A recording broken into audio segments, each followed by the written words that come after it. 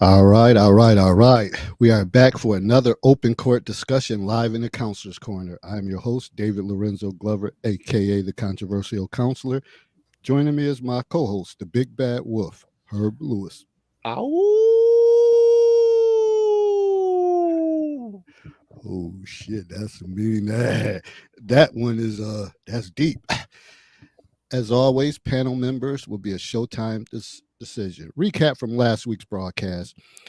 We interviewed Niagara Falls future City Council member Brian Archie. We covered many topics such as health, the environment, jobs and careers, education, community mental health, and future projects.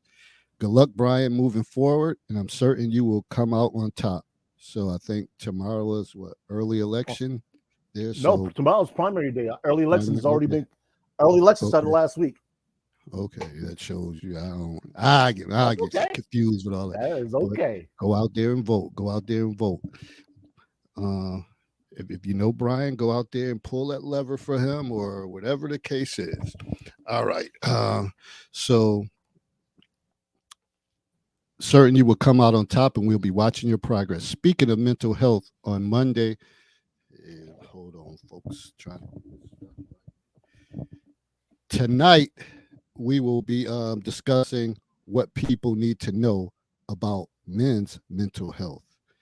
So here are a few things that may be discussed: signs of depression in men, reasons men commit suicide, mental health issues with boys, and coping strategies that men use instead of talking to someone professionally. Please like and share our video and make sure you tell others to subscribe to the YouTube channel, The Controversial Counselor. So currently, we're sitting at 693 subs. So still trying to push toward that 700. So if you haven't subscribed, go ahead and subscribe. Hit that notification bell so that you could be notified when I post videos. So here we are. We're here. Uh, what's going on with you, Herb?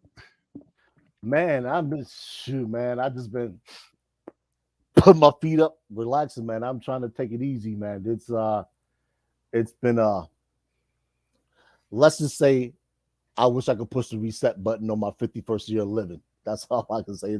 It's been a year, man, and I'm just seeing my way through it day by day. I'm not gonna complain because I'm in better shape than some and worse shape than others. But it's my lot in life. I created it. I'm gonna live with it. That's all I can say, man. All right. Good evening, Marcia. Thanks for joining us. And for me, it's of course it's summertime, kind of low key. Usually 5, 6 people in the building, just trying to prepare for next school year. And I know people like, damn, y'all just got out of this one. Well, the train don't stop running. It keeps going. It's a process. So unfortunately, we're losing a couple. I don't want to say fixtures, but people that's been in our building for 2, 3 years, they're moving on to other schools. So it's like a revolving door. You got to get to know other people and get acclimated. And now I have the sixth graders, so it's going to be a year. It's going to be a challenging year. Uh, Good evening, Anetta. So just going to make the most of it, plug through, and see what happens. I'm going to try to go into it positive, but like when you go to the sixth grade, it's like starting over. Now you got to build them up and then watch them go from elementary kids. You got to deal with the crying and they looked at me. They keep looking at me, or we used to be friends in elementary, and now they're acting funny because they're meeting people, and I don't got time for that crap. So, and I rather if but we rotate with kids, so we follow them throughout the process of middle school. But give me eighth graders and they sassiness and they mouths like truck drivers any day. I'll take it. I'll take it. But yeah, it's another opportunity to build kids up and grow with them and see what happens. But tonight we got a good subject on hand. Very important, mental health in men, because it's you see it on social media, you see it throughout in the community. It's a lot going on, man, with these men out here and that Chicago thing. Just looking at that, seeing the clippage of that video, and I don't know what happened before that, but I just it bothered me for someone to be that angry and to square off and hit a woman like that. I don't know, he two-pieced or three-pieced or four-piece. I don't even know what it was, but it was like, damn, dude, your emotional intelligence, your self-regulation skills, like, and even with her, like, you got to go. I don't know what they were selling out of there, but once it started to be tension like that, I'm freaking out of there and finding something in the refrigerator or stopping somewhere and go cook or something because that's it's just. But these are the times that we're going through. On a regular basis in the community, things like this is happening, and I don't know, man. It's some scary times. Definitely scary times. Oh, good evening, Denise. Thanks for joining us. Herb, what's your take on that whole Chicago thing? And you know what? It's funny you mentioned that first. I took an anagram, I suppose you can call it, from the movie Deepwater Horizon. And anybody that's familiar with the oil rig explosion that happened aboard the oil platform, Deepwater Horizon, in the Gulf of Mexico, might understand what this means. But in simple terms, he needed to change his bop. And on the movie, bop meant blowout preventer. He needed to change whatever it was that was going through his mind. It's as simple as that. Now, I understand between well regulated men, that words can, don't have to, can incite violence. Kevin Samuels used to always say there's always a low key potential for violence to occur between men. This is why men generally regulate themselves and they adjust accordingly to the situation, the potential, and the level necessary to deal with the situation. And sometimes it's necessary to just walk away. I don't know what was said. I've tried to find the audio. The only thing I've seen was some video, and unfortunately, nobody in that situation looks good. The son, the mother, and the decedent. None of them look good. And unfortunately, this puts a larger stain on Black Americans because people turn around and say, look at those animals. This is why they need to be caged.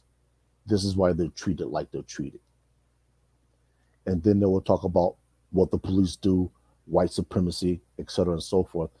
And we don't, when things like this occur, we don't have a leg to stand on because nobody is pulling these people aside and say, hey, look, this is not the way we do things. This isn't, should be, never will be an acceptable way to deal with this. It just isn't, because it doesn't leave room for growth. It doesn't leave room for correction, reflection, or anything to where you can teach the next generation coming up behind you or somebody that's on your same level how to deal with this type of nonsense. And that's what, to me, that's what it is. It's complete and utter nonsense. I don't know what else to say, man. I really don't. And we just talked about this a couple weeks ago about the social emotional factor that something needs to be done. Uh, and I was pretty much saying, I understand the academics, but to be honest, half of the stuff you go to school for, you never use. I mean, math and science and stuff like that is universal. Of course, you should know how to read and write. Um, but some of the other stuff, it's time to start having some curriculum or some classes to deal with social emotional behavior and how to act in certain places and just different things that's going to really prepare you for life after school. And that's why, for a while we would see incidents of people go to college and roommates killing each other and things like that. It's not supposed to happen in college. That's not supposed to happen, but it's just it's getting out of line now. It's getting out of hand. So where do we turn?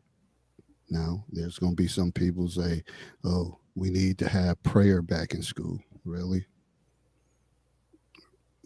I don't know if that's not going to be the end all be all that's going to stop any because first of all, people have to believe it. Yeah. They have to believe it.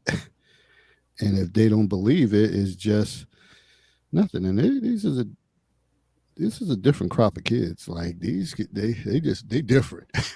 They different fires. They don't give a damn if you could be working at a majority black school and they don't give a damn if you black or whatever. If they don't vibe with you and they don't connect with you, they ass trying to run you up out of there, and they don't care at all. And I hear these conversations on a daily basis, and I'm like, damn, that could be your uncle, that could be your mother. They're like, well, it ain't. It ain't. I don't like them, whatever. We just trying to get them fired or whatever. Like, wow. It's funny. I had a situation at work last week, I believe it was. Now we have 3 properties in the city.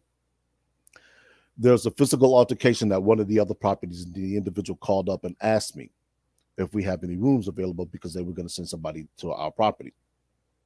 I did. They arrived there, created the reservation, checked them in. And the young gentleman had to be about 23, 24, maybe 25 at the oldest. He's intoxicated, visibly intoxicated. You can smell the alcohol. And I'm going to assume it was either his mother or his grandmother's telling him, yo, watch your language. And he just profanity left and right. And I'm like, guy, she's telling you, watch your language. He's like, that's all you had to say. I'm thinking, why do I need to say it if she's telling you? I'm like, I'm old enough to be your father. I don't want to hear that. I'm at work. If you can't respect what she's telling you, at least respect the fact that I'm here. And he starts tripping. You're not my father. She said, that's not what he said. I said, ma'am, I said, don't even bother. I said, you know what? Take your keys and go before I not allow you to stay here. And she's telling him, look, you're going to get us kicked out again. I'm going to assume that the reason he got punched in the mouth was because he had too much mouth. Now, I'm not advocating that people be violent towards people. Not in the least. So I don't want anybody to misinterpret what I'm saying. But there are some people who get to a point where they'll say, you know what? The only way you're going to learn is somebody to go upside your head. That's why we call people knuckleheads, because that's the only thing that they understand, unfortunately. So, like I was telling you pre-show, Dave, there are people out there, and I deal with them probably once a month, and it's unfortunate. It really is. So we got Annetta. You with us? Maybe she went and poured her cup of coffee. Yeah. She probably just getting out of work. So yeah, actually, not. She a couple hours behind us, so yeah, she may have just gotten out of work. No, not a couple hours behind y'all. What time is it there?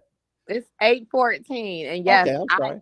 I'm not getting on the camera because David already know where am I at, David? In the bed already.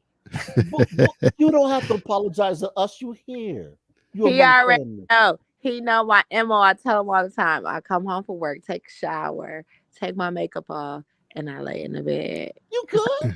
But yeah, we want your expertise, not necessarily your beauty, although it helps. I'm beautiful with or without makeup. I got beauty. Can anybody see? Anybody can see who this Facebook user said? I'll come up for a second. I'll come up for a second. Can you send out the link? I can't tell who name that was. I don't either. I can't see their messages. Mm. But I'll say this, I can't either that because I don't have my phone. all of your comments are true and they're factual. Um, I think we live in a society where the level of respect is kind of demolished. Um, but it's foundational. I think the structure of family has been destroyed. And y'all heard me say this before.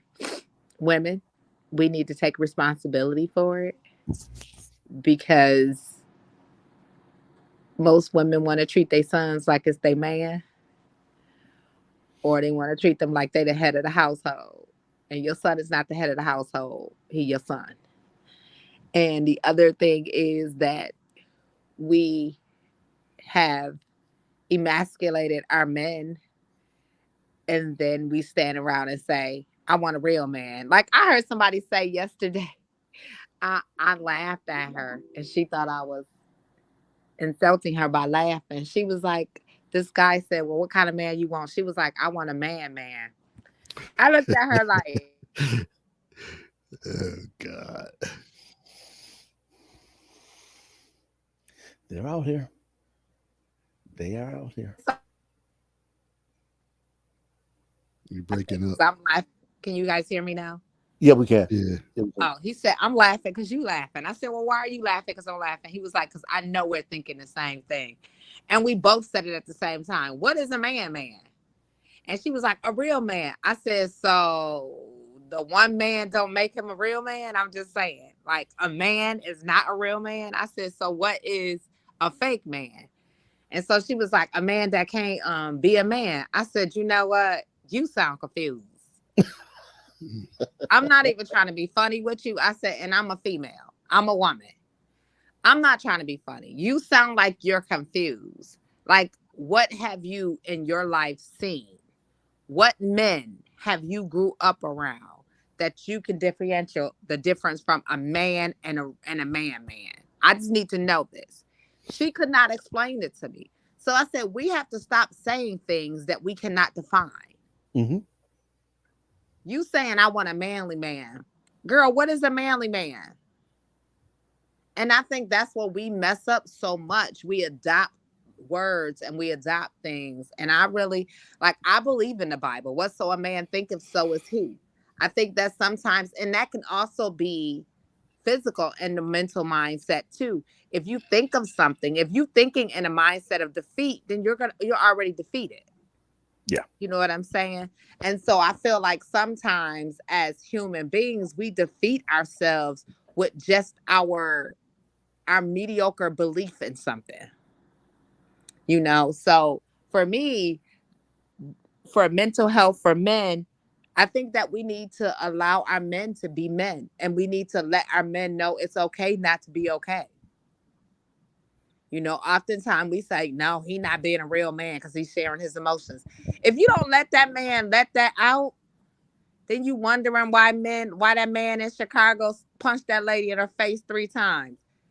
Because he had people probably telling him, and I'm not justifying what he did at all, but you got people telling you, don't think like that. You being a sucker nigga. You know what I'm saying? All types of stuff. And people aren't able to say what they got to say. Was it right in that video how he was acting and responding to the lady? No. But I'm going to be honest with you. If I don't know you from Adam's apple and you telling me to shut up and you going to do this and do that, I'm about to walk away from you. You ain't about to put me in a position that I'm going to be physically attacked. I'm walking away from you. Now, I'm a carrier. I ain't leaving the car without my stuff. I feel you. That's just that right there. So if you would have swung off on me, I'm not going to kill you, but I guarantee you're going to be collecting SSD. And you might be the one treating. What up, Listen. man? On a big dog campus, man. Oh, shit. What Hi, up? how are you? But I'm just saying, when I watched the video, it's so many pieces to unpack from that video itself. It's a girl in the background. I'm not sure if that was his female or whatever. That was kind of like egging him in the background. And for me, my issue I had with the video as a mother, to have my son be placed in that situation, because it's a lot to pull from that. What if he had a gun and he shot back at her son and killed your son? You know what I'm saying? It's a lot to pull from that. You know what I'm saying?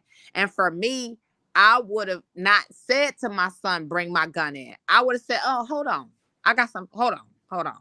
And once, just in wise thinking, once I went out the door, I would have been like, I'm done. I'm not going to deal with this. I'm going to walk away from it. I'm quicker to walk away because I'm too pretty to be in jail, for one. That pork Jail. chop, that pork chop is important to her, though. Huh? What'd you say? I said that pork chop. If you read the menu, see, I look at the. Oh, you know what? You so petty. Listen, but it's just so much to unpack from that video itself. I think we live in a society where we have a lack of self-control. And for me, it's like, I don't know. I'm just a little different. I live here in Texas, and I'm going to tell you, I had an incident where I was in a store and this Caucasian man was saying things that was very inappropriate, and it was racial, whatever. Now I carry all the time, every day. Okay. And I shoot about a 96, 98 in the range. I'm very good. Okay. And my eyes are good. All right. So he was just talking, and he just kept making a nigger remark. And when he turned, now it's only like two of us in there. I'm black. Okay. The other girl looked like she may have been mixed, okay?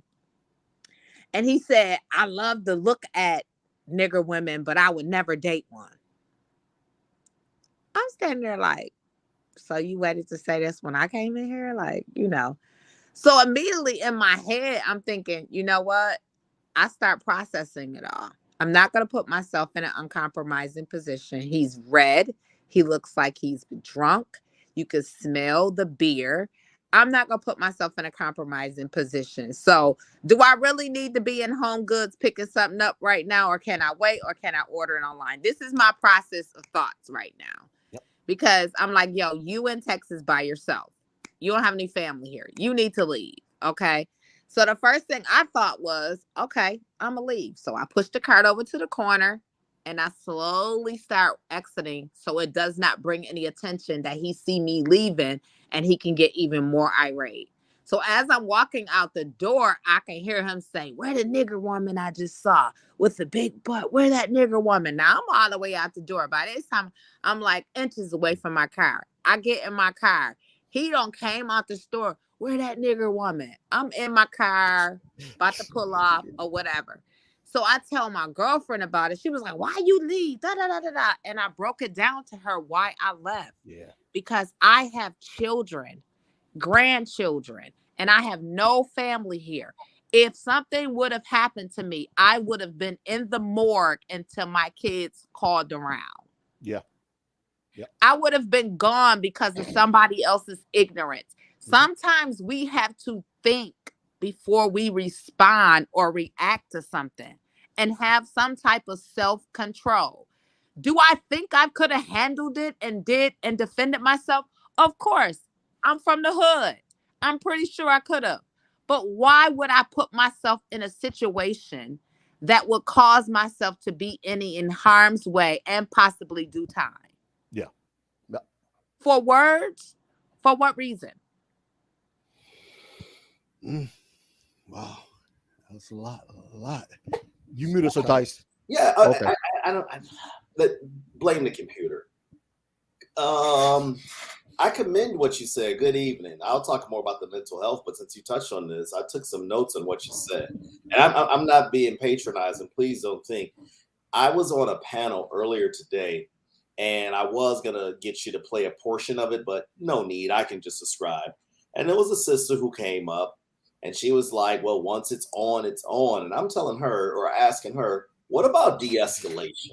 Okay. What about let's tone this down or whatever. You know, we read the stories, see the stories all the time. It's a daily occurrence now. You know, and she was like, basically, once the glass is spilled, the glass is spilled. That was her mindset. You know, and as somebody, I don't like to say this or whatever publicly because I like to have the element of surprise, but Miss Anetta, she mentioned she lives in Texas, and we know Texas is an open carry. Let's just say I live in a very gun-friendly state. So typically these states, they're going to, you know, most people are going to be on their square because you don't know what the other person has. Now, Right.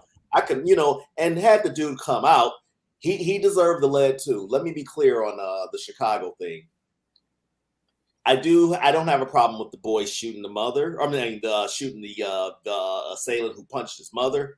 I have a problem with her telling him to continue to shoot him on the outside Yes. and allegedly to shoot the witness. Now, if we know, I don't want to make this about Chicago, but I'm just giving my statements on this case because it's done. We all know that she got off.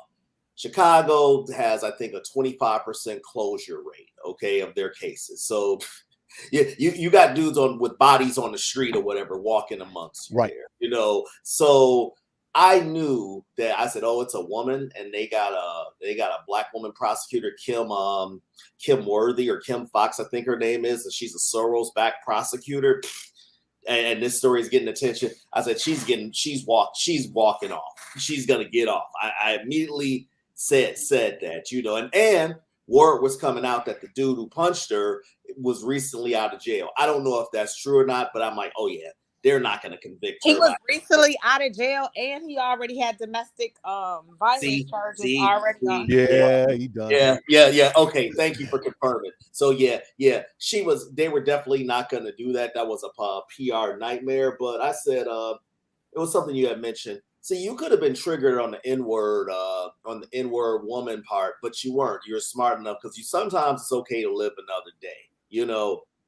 And this ties into the mental approach. I think I don't think anything is chemically necessarily wrong with stateside Black people. I think that a lot of the propaganda and victimhood mindset that a lot of people have ingested, combined with some of the medications. So I guess I'm kind of contradicting myself that so many people are on, combined with the drugs. Yeah, I said it, you know, it used to be a time at 9 o'clock, hey baby, I'll go pick it up or whatever, right? I'll go pick up the food. I personally don't think women should be eating after 10 o'clock. I know that's sexist as hell or whatever, you know, but that's not sexist. That's correct because we gain weight quicker than men. Yeah, not only that, we should be fasting more, but that gets into my more health side and things like that. But, you know, I was making a joke about the pork chop because that's the first thing I saw on the menu or whatever. I'll be looking at the petty shit or what have you, right? And I'm in my head like, what was so compelling on a Sunday? I think it was June 18th when I saw the footage. At 11 p.m., boy, get in the car. I already know what the scenario was. What now, Mom? Get the gun or whatever. Get the gun. I'm just saying, you know, because the gun was in the car or whatever. You know, and I get it. She's hungry.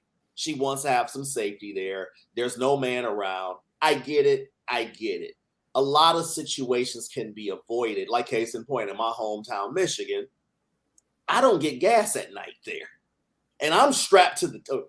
I shouldn't say that, but you know, I'm strapped to the T. Because I know even in the burbs, things happen at night. You know, unless I absolutely have to positively must get gas at night, I'm not getting gas at night. You know, I'm going to avoid these situations or what have you, right? Now, again, I know what people will say. Shouldn't a person be shouldn't they be allowed to go to a restaurant at 11 o'clock? You know, yeah, but we're living in times where most people aren't mentally stable, unfortunately, you know, because I was going to say, what the hell? And by the way, the dude who's dead, I'm not excusing anything he does, but we were talking about this earlier, and I'm like, okay, was it extra ketchup? Was it the order was wrong and she's holding up the line? What the hell can make it escalate that bad to where it's like, now, I'll be honest with you on this. I do think that women, when a man tells you to stop, you stop. You know, this guy's got 100 now. Let me give the sister some credit too. You know, she doesn't have the slip and bob and weave, but she could take a goddamn punch or whatever. And Mayweather, you know, I'm gonna say she's that's She definitely took it because she was able to. that might be the dude can't punch worth crap or She whatever. ate that punch. She ate that punch. Yeah, but she ate it very well. So I gotta commend her on damn. She's got a chin. She needs to learn how to slip a little bit. Well, you know. But in all seriousness, he told her to be quiet, and it was probably ego within her. I ain't gonna let this nigga tell me whatever. Now, if she really did send a text, again, it's all water under the bridge since the charges are dropping. If she really did send, a text, I do believe that, I don't have a problem in saying her sending the text to the son saying, hey, come in here, I'm in danger or whatever. But she knowing that she's got a gun or what have you, that is kind of touchy. But my thing is why not just leave and like these niggas these two ignorant, let's go somewhere else. And this is where I think the mental psyche of, people want to stand up and show, yeah, I ain't backing down at all or whatever. It is what it is or whatever. I ain't going to stand this. And this is what gets people in trouble. And this isn't going to be the first incident this summer, very similar, that you're going to hear. I guarantee it. Those are just my initial thoughts. Oh, and in all honesty, this is a beautiful segue because it plays into what I was going to get to in terms of it starting at a younger age. Now, I'm only going to deal with heterosexual men. I don't wish to intentionally exclude women or anybody that lives an alternative lifestyle. I'm going to speak to what I can identify with best. So anybody listening to this now or in the future, or like somebody like Aneta, who's a healthcare professional, I'm not intentionally excluding anybody because I want to. I want to deal with what I know best. The thing we have to look at in terms of mental health, at least through Western culture, and up and through the 20th and up until now the 21st century, is men have never really been able to openly express sorrow, disappointment, any of those feelings that come from something tragic happening. We generally see this in professions where death is met. So your EMTs, and I had a matter of fact, let me find that list. I actually did some research on this, and I looked at the professions with the highest suicide rate. And some of these are going to be shocking. Pharmacists, farm workers, lawyers, electricians, real estate, financial planners, veterinarians. Veterinarians shocked me, but I understood why, and I'll read that in a moment. Law enforcement, dentists, and doctors. Veterinarians, and this is what you and I were talking about earlier, Dave. Veterinarians actually are putting down a lot of animals, and I know that may seem, 6 to 1, half a dozen to the other people. The reason why I say that is this. June 1st, for those of you who listen to the show frequently, you generally see my cat Lucky walking back and forth. I don't know where he is currently. But I had an animal that I had to euthanize. I had that animal 16 years. That cat of yours? I had one cat that was 16, literally 16 years old. It was the most difficult thing I have ever had to do as a human. I buried good friends. I buried my mother and other family members. When I called my brother, who was at work, and God bless him, and we got into that car, I broke down and cried. Okay? Full of tears. Now, my brother's in mental health as well, so he understood the gravity of the situation. And I explained to him, what was going on. Got to the vet, and she diagnosed him, he had a tumor, and she said, we could treat him, and it's not likely that he'll revert back to who he was prior to all this. So I said it's not worth it at this juncture of his life to do all of this. So I decided to have him euthanized. I brought him home here, and he's buried in my backyard. I will tell you, when I put that cat in that hole and covered him, a piece of me went in that ground with him. And for a week straight, at some juncture, I cried. I am not gonna lie. I cried. Got a postcard from the veterinarian, I cried. I was in a state where there was only a few people I actually spoke to daily, and they understood. I won't mention anybody name by name, I won't give anything away. But men need to have those type of people around them. Both of those people were females. It's unfortunate that men are chastised for showing that type of emotion. You were alluding to that earlier, Ned, is that men need that. And I was developing something that was based on Maslow's hierarchy of needs, but it was just for men's mental health.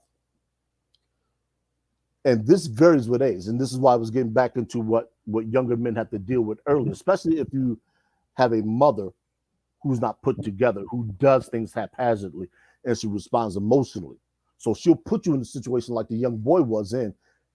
And if you don't have anybody that corrects that at a young age, you will grow up thinking that that's an appropriate response. And having help you, or any male who gets to a point in their life where they're in their mid-20s and they have a kid, how do they respond to that child when something terrible happens? What do they instruct that child to do? How do they instruct that child to respond? Because not everything warrants a physical response. Like Annetta said in her situation, sometimes you got to learn to walk away. But when do you walk away? And when do you draw a line? See, it go back to what you were saying, and Annetta said about us having that space. And oftentimes we don't. Like, you get clowned for the simplest thing. Growing up, you might get your heart broken for the first time.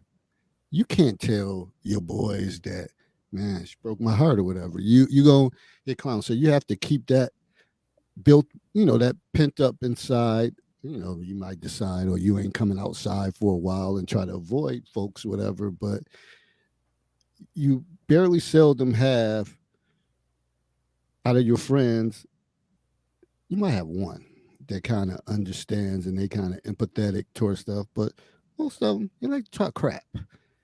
They gonna talk crap, call you all types of, excuse my language, pussies and this and that. And so you got to walk around like you got an S on your chest, as if we don't have feelings. Yeah, I have mixed opinions about this. I took some notes on something you said. First of all, the by career thing is kind of shocking. Now, I'm very curious. I wonder, is the veterinarians thinking that because they're the ones doing it, maybe that's why. I mean, for them to suicide, I would love to know some of the logic behind that. The one thing I know about suicide between men and women is that men are 10 times more likely to be successful with it, Correct. Versus many women. I'm not trying to say one is better than the other. I'm just saying, that's why it's grossly there. Now, back to the thing about your, I'm sorry to hear that. I think this is why I think it's important for men to have support systems, not social media. So I think it's kind of corny for dudes to come on social media, even if it's a parent or if it's something like that. When I say corny, I don't want to minimize parents passing away and they just want to express it. I just think that social media is so toxic now that you're not going to get too much good from it, and it's kind of attention seeking when you're doing that. But I will say that within our own peer group, we do need that. Now, yeah. I do think that we have to be careful with who we reveal. See, people in general, we need these things because it's going to make us tougher in the long run, and we don't want to acknowledge that. So we kind of play it by avoidance.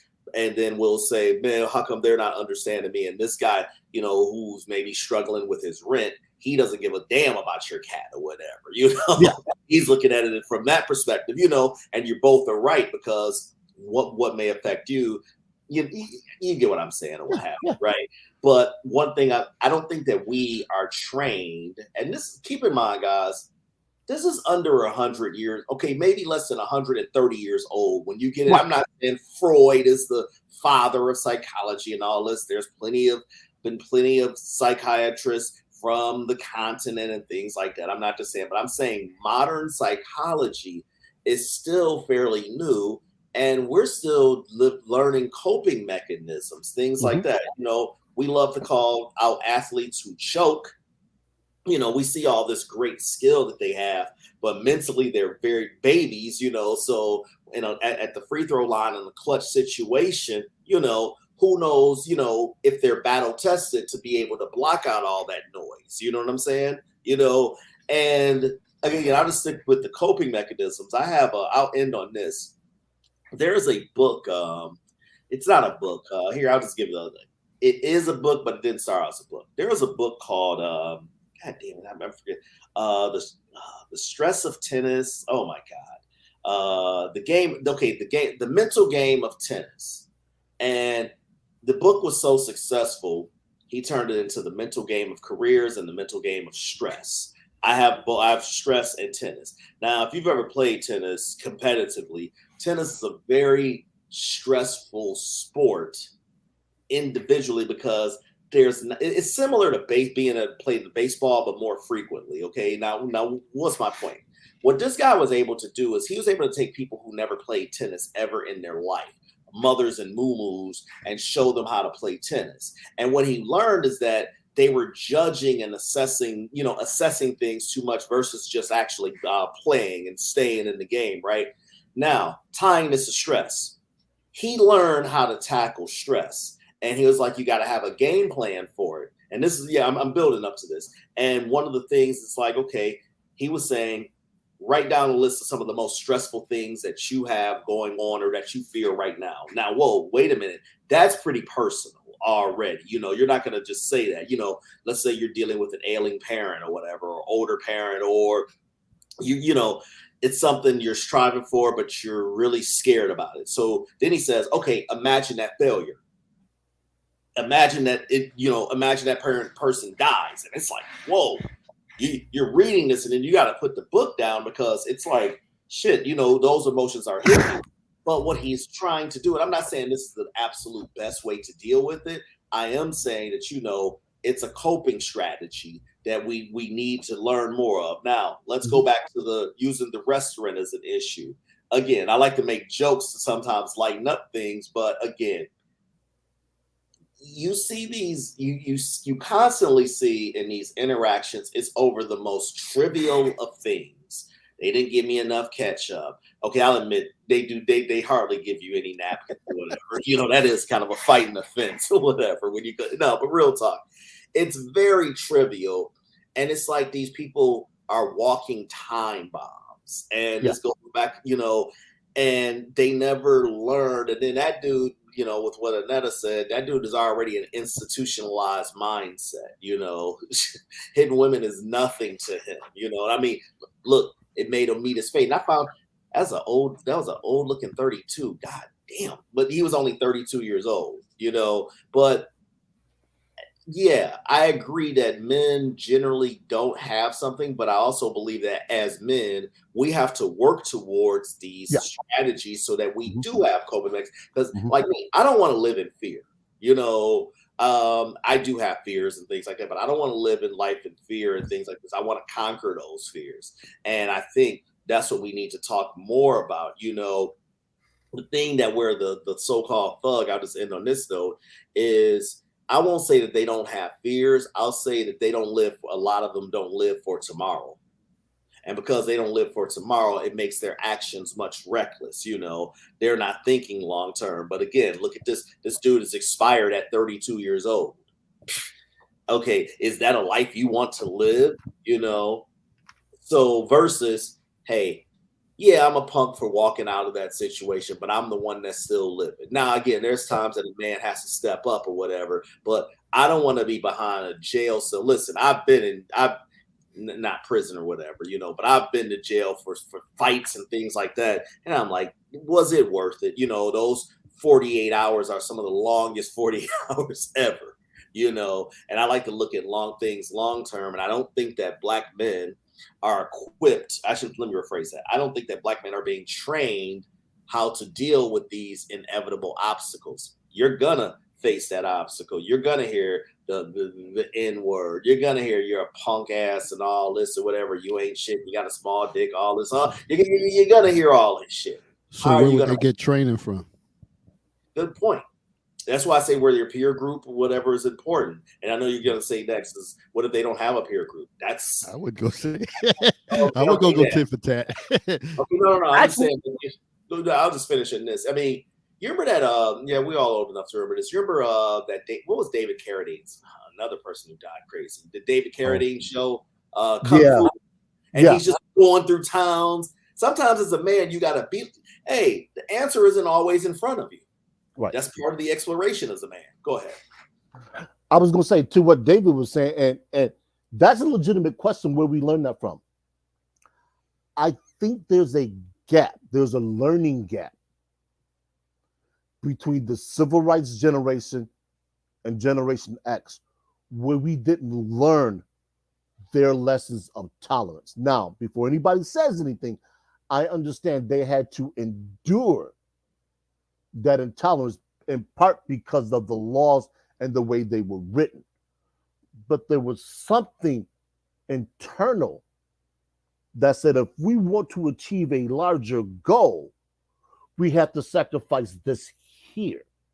And that's what Annetta was saying with her grandkids. There's a larger goal that she wants that enables her to walk away from that. And when you don't have a larger goal in mind, then you're willing to die for the most trivial of things. For me, there is no greater thing for me to have than my freedom. I have 5 things that I'm not willing to compromise, and I'm not going to air them because I'm not trying to be a target, that I will go to war for.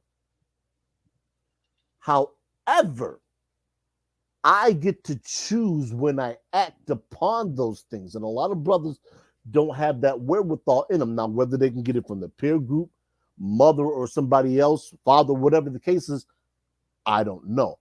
I do know that in order for these types of things to be achieved, the individual first must know themselves. There's a test that I took when I was gathering information for this, and I think it's very vital that every man listening finds this test, and I'll try and find where I got it from. Matter of fact, it's from Psych Mechanics. The site is called Psych Mechanics, and it's called Male Hierarchy Test.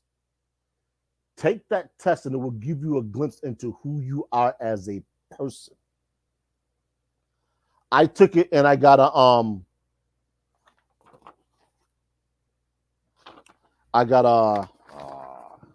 make me search for it.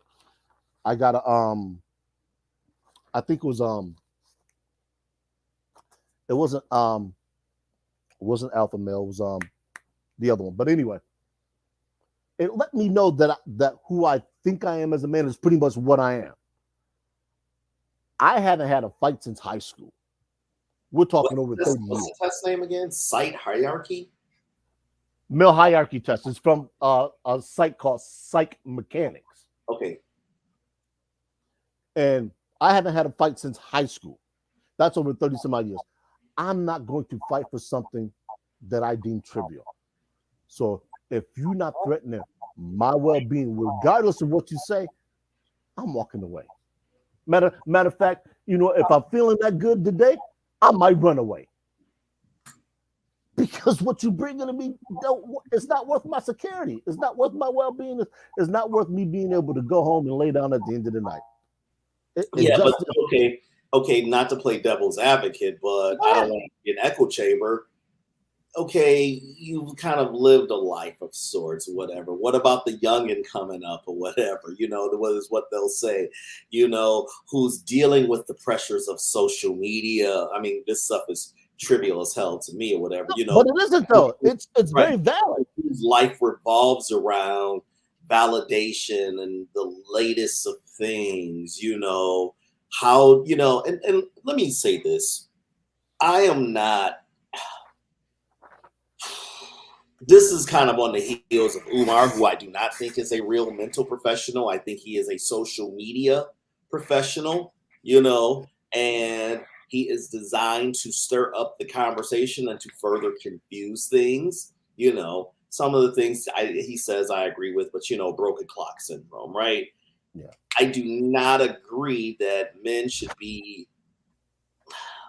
People say, well, you complain about this, but what are you going to do about it? Yeah, Well, I saw that. Yeah. people are going to do something about two things that they care about and things they have incentive to care about. Okay. Mhm. For many of the men, there's no incentive in them to take care of guys, kids who are past it, who don't respect them off the rip. This isn't Joe Clark or whatever, where it's like, wow, or I'm sorry, not Joe Clark, Coach, the one with, the one with Sam Jackson, Coach Carter. Carter. This isn't that where you're going to reform these kids. Many of these kids don't even want to be trained or whatever, or young men, they know everything, I lost my train of thought just when I was saying, but I was saying about you're an adult, you're established. What about someone who's coming up through this? The question is how do you get to them? And my whole take is they're going to have to, first of all, it's going to have to come within them, because I can give you all the best lessons there is, but if you're not, it's no different here. It's no different than working out in shape. Now, if you find out people aren't taking any medications or anything like that that's causing them overweight, you can give them every 3 sets of 4 sets of 10 or this or whatever. Here's your diet plan. If they're not doing that work or they're not executing it, it doesn't matter what the information is. And that's my point and what have you.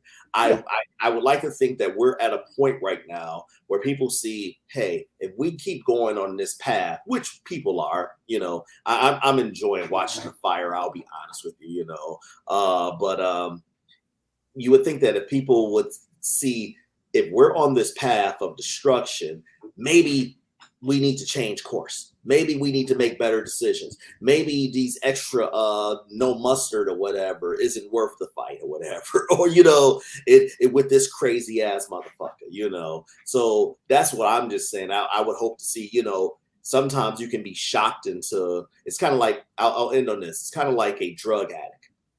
We've all dealt with drug addicts or whatever, and hell, they know that they're on crack or whatever things, but until they feel that they've hit rock bottom, all that information doesn't matter. Right. It's got to be still. Go ahead, David. So what y'all saying makes me think of, even at the middle school level, some boys that come see me, but again, like Sir Ty said, they think they have all the answers.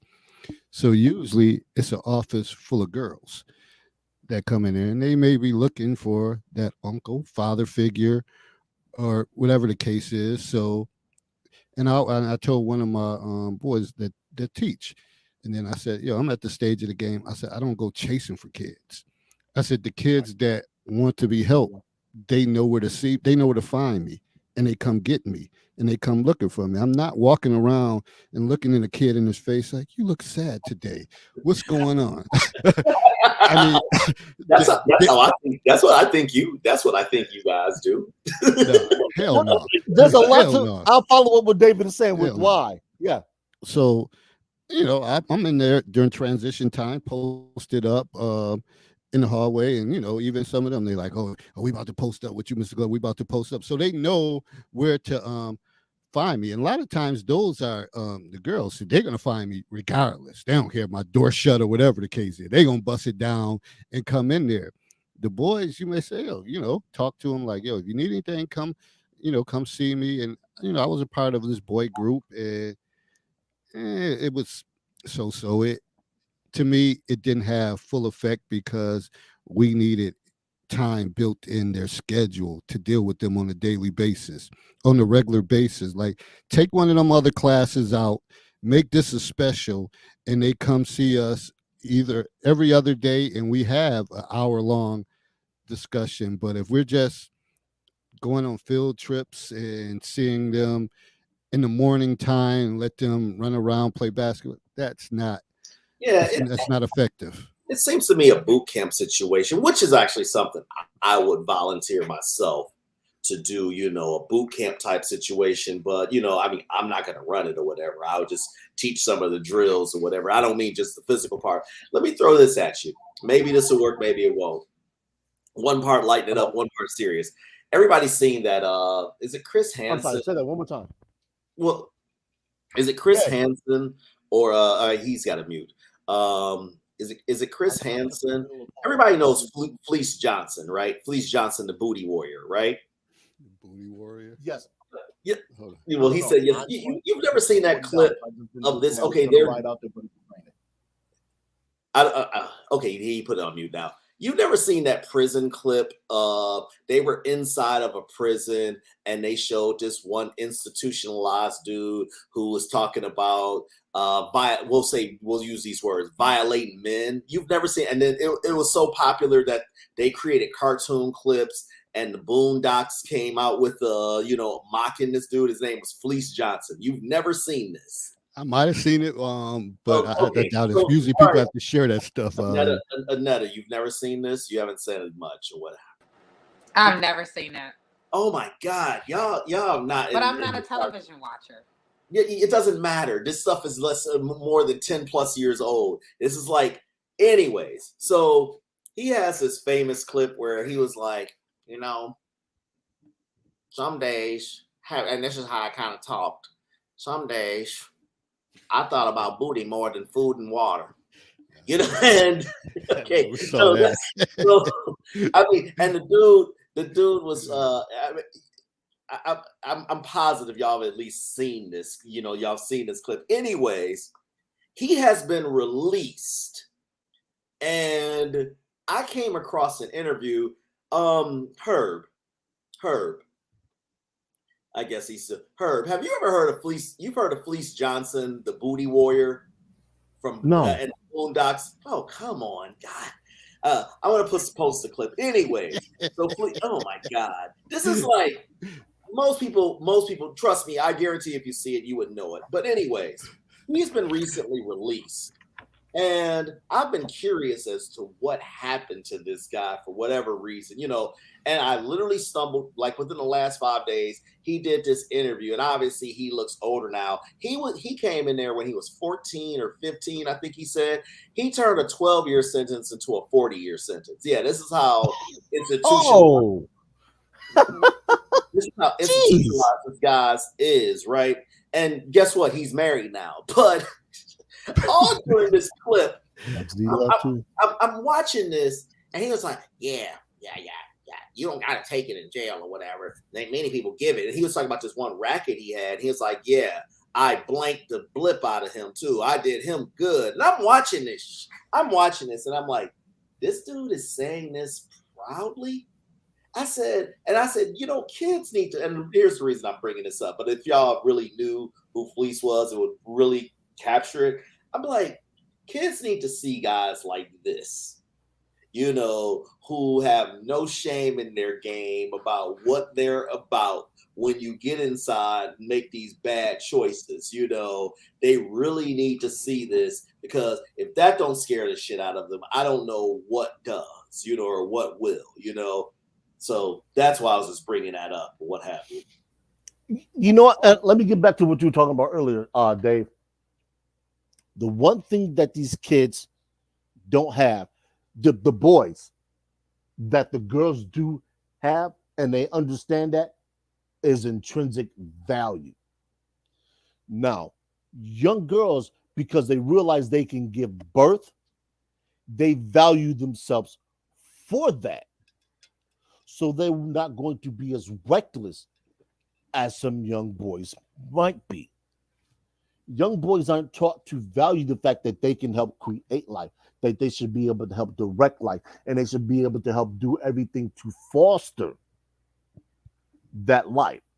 And because they're not, they tend not to care or think they have the answers when in actuality they don't have a clue. We've all been through that. Well, I'm going to do this and I'm going to do that and I'm going to do this.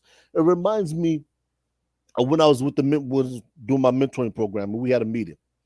Boys and Center, we had the basketball team. All of them ranged in ages from 14 up to 16. I think 17 may have been the oldest. And I asked a legitimate question. I said, what are y'all going to do for money? And we knew what the obvious answer was. We're gonna sling this, we're gonna sling that. I said, and then what do you do when you get caught? You go to jail, you have no education, you can't read, you can't write. You caught up in the life. You can't escape it. All because you thought you had the answers and you're not taking the information that we give you.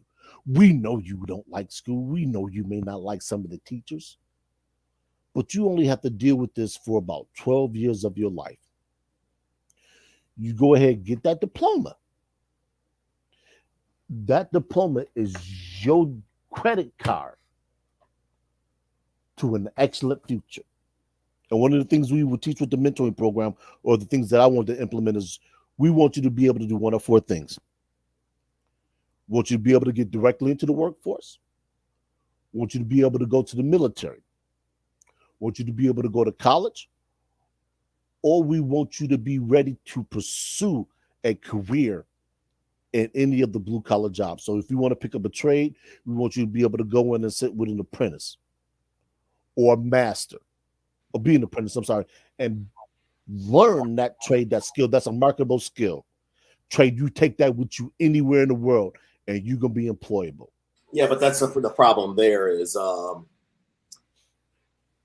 okay, I agree with you, by the way, 1,000%. I'm speaking from them, their aspect. Let me first say this. If you can teach a child or kid anything, the number one skill, forget even, the various academics, if you can teach them delayed gratification.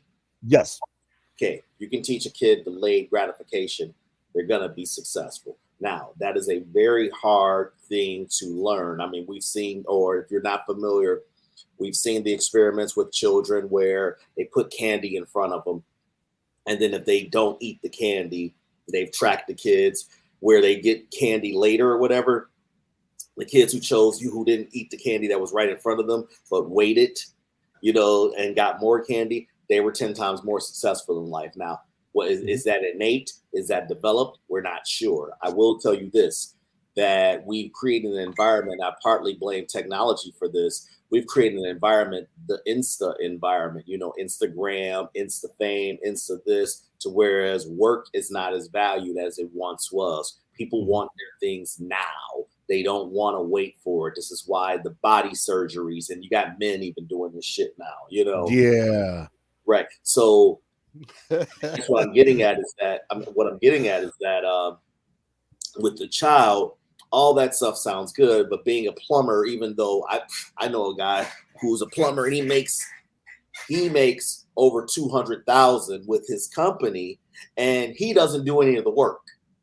Okay, all right, so and it's something he actually enjoys, but that doesn't sound exciting when you're 15 years old and you're seeing people wearing those ugly little iced out things or whatever. I mean, that's what's popular now, but and this is why I think it's important to, well, let me just say it also this, not only delayed gratification, I don't want to knock field trips, although I know Dave mentioned it. I don't want to knock them because I get them, although they can be cheesy, but it is important for kids to see different things. Yeah. Oh, just so that they know that their mind, that there's more out there than just their environment. And that's whether it's a so-called rich kid versus a so-called impoverished kid.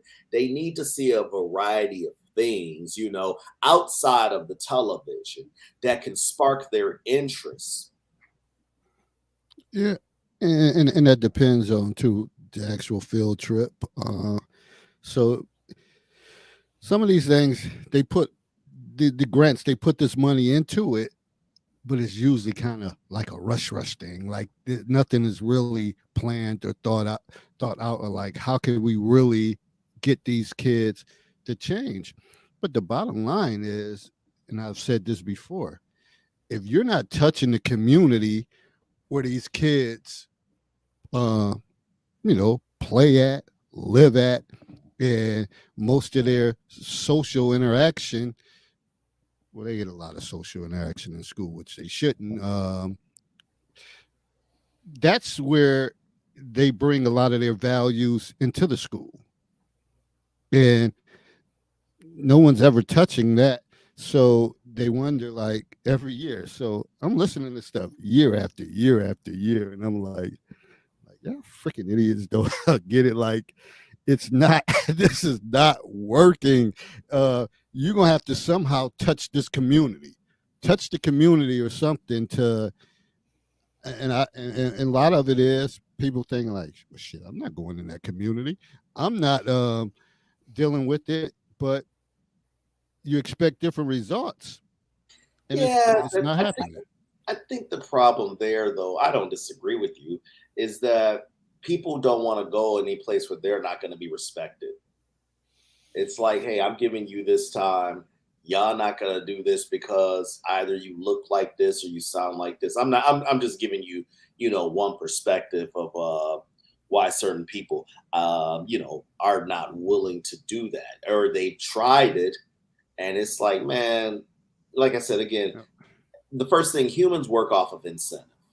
Even if and I was about to say that you might have to cough up a few dollars to say we need to equip this school with this staff or whatever the case is, and just stop filling in spaces with bodies and thinking things go work, instead of saying we really need to put these people at this school and go from there. This is the reason why men left education. Yes. Yep. And I think that's, people gotta feel like they have to feel like you have a vested interest in them. And oftentimes people that make over 6 figures and work a job, and I'm not saying this is how I feel. Most of us work for the paycheck and we don't have that passion and that vested interest anymore. People gotta feel that you have a vested interest in them, that you're interested in their well-being, you're interested in them physically, mentally, emotionally. If children don't feel like a vested interest in them, they're not going to release with you. David, you know this for a fact. If a child don't feel like you are interested in their household and what's happening in their household, how free are they to give information to you and talk to you? Not at all. But the ones that they come back and they tell me something. Right. They gotta feel they only gonna tell you what they want to hear. And y'all gotta know this. People know how to People know how to utilize the system for their own benefit. Right. And because they know how to utilize the system for their own benefit, we have, like you said, I'm a social media geekhead for promoting and encouraging people or whatever. But think about those who know how to utilize social media for their own gain. And it's not always a good game. So I was looking at it earlier today. We got so much garbage and filth on social media that our children are exposed to that. Now, if our children are exposed to that, think about adults that deal with emotional breakdown, emotional issues, mental issues, and all that stuff. Now they're exposed to it. And then you have people who have weak decision making and they're dealing with all this perversion, this different type of stuff, and then they're trying to make decisions based on what they see versus what they understand. Everyone doesn't walk around with common sense to make a common sense decision. A lot of people walk around making decisions based off of what they view and see. Yeah. That was, go ahead, Anna, I'm sorry. I'm sorry, I will say this briefly. I'll let you get the mic. Okay, it's a little bit different with children. I'll say this because, I'll just say this because I'm so removed from being a child or what have you. I only can base it off of, the people who I know work with children, my own experiences with working with kids and things like that. But a lot of what she said, a lot of people carry into their adulthood. And I'm seeing a lot of these, what I call arrested development people who are in their 30s and 40s who exhibit the exact same behavior of children. Sorry, David, we can go to the counselor's corner. I mean, No, I wholeheartedly agree with it. I always say these adults act like middle school kids. It's right. the same You can shit. make it. You can That's make why this I'm not topic. on the counselor's corner anymore, because I have never seen so many adults that don't like something and automatically start name calling. I'm like, are we in the playground? Well, I see. I'm equipped. I like if you can make a good strong argument, beat my strong argument. I'm gonna beat you on your arguments, not make it personal. But if you make it personal, I can definitely go there or whatever. But I'm just using the simple point of there is a weight question, and I know that's a touchy question for a lot of women. I get it or whatever, right? And I try to throw in some morsels of things, of knowledge or whatever, right? It's a simple question. It was if your mate got overweight or whatever, blah blah blah blah, right? And I was like, there's always gonna be somebody. It's gonna be either a men do it too or do this or whatever, and that's like how a child responds. How about look, you're a C student. Okay, I'm gonna mix this in with children now. One thing I can't stand when I see some parents is, oh, Johnny's not good in math. So how do we get? Hold a second. Johnny doesn't have a left hand dribble, but Johnny will spend hours a day to make that left hand as solid as his right hand, but will put nothing in his math work to, you're not going to be a quick study in everything. Some things, the way you learn things is that so-called struggle in getting there. And a lot of parents are pushing their kids away from that aversion. No, we need his grade point average to be like this. And yeah, he's got a 3.5, but he's dumb as hell. He can't critically think. He's taking easy courses. He's taking the path of least resistance. And when I say he can be he, she. You get my point. And this goes back into we're not equipping kids to go through adversity. Thus, when they get to be adults, they crumble at the first thing, or they're just looking to blame. Or what about this? It's white supremacy. It's the trauma of slavery. No, it's not. You're an irascible BI. You don't know how to handle yourself in situations. And I'm talking about men too, or whatever. You didn't learn this. And I think, we're helping cultivate the people that we complain about. Let me say it like that. Yep. And I think that, when it reminds me back when I was running for school board, and I said, people were saying that the parents are enabling the kids. I said, so what you do is you eliminate, because truancy was an issue for our district. I said, so what you do is this. You take the parents of the students who are truant and you bring them to school as well. People say, well, what would that do? I said, the one thing I know about a parent is this. If they're not home, they're not letting their children stay at home. So if you get the parent to school, you get the kids to school. And what the parent doesn't know, you teach right alongside that student. So you're educating both at the same time. Now, the parent may not be taking the courses that the student is taking, but nonetheless, you're getting that parent to where that parent needs to be so that parent can bring that child along. And in the process of doing that, you eliminate the truancy issue and you get that parent to where that parent needs to be an effective parent.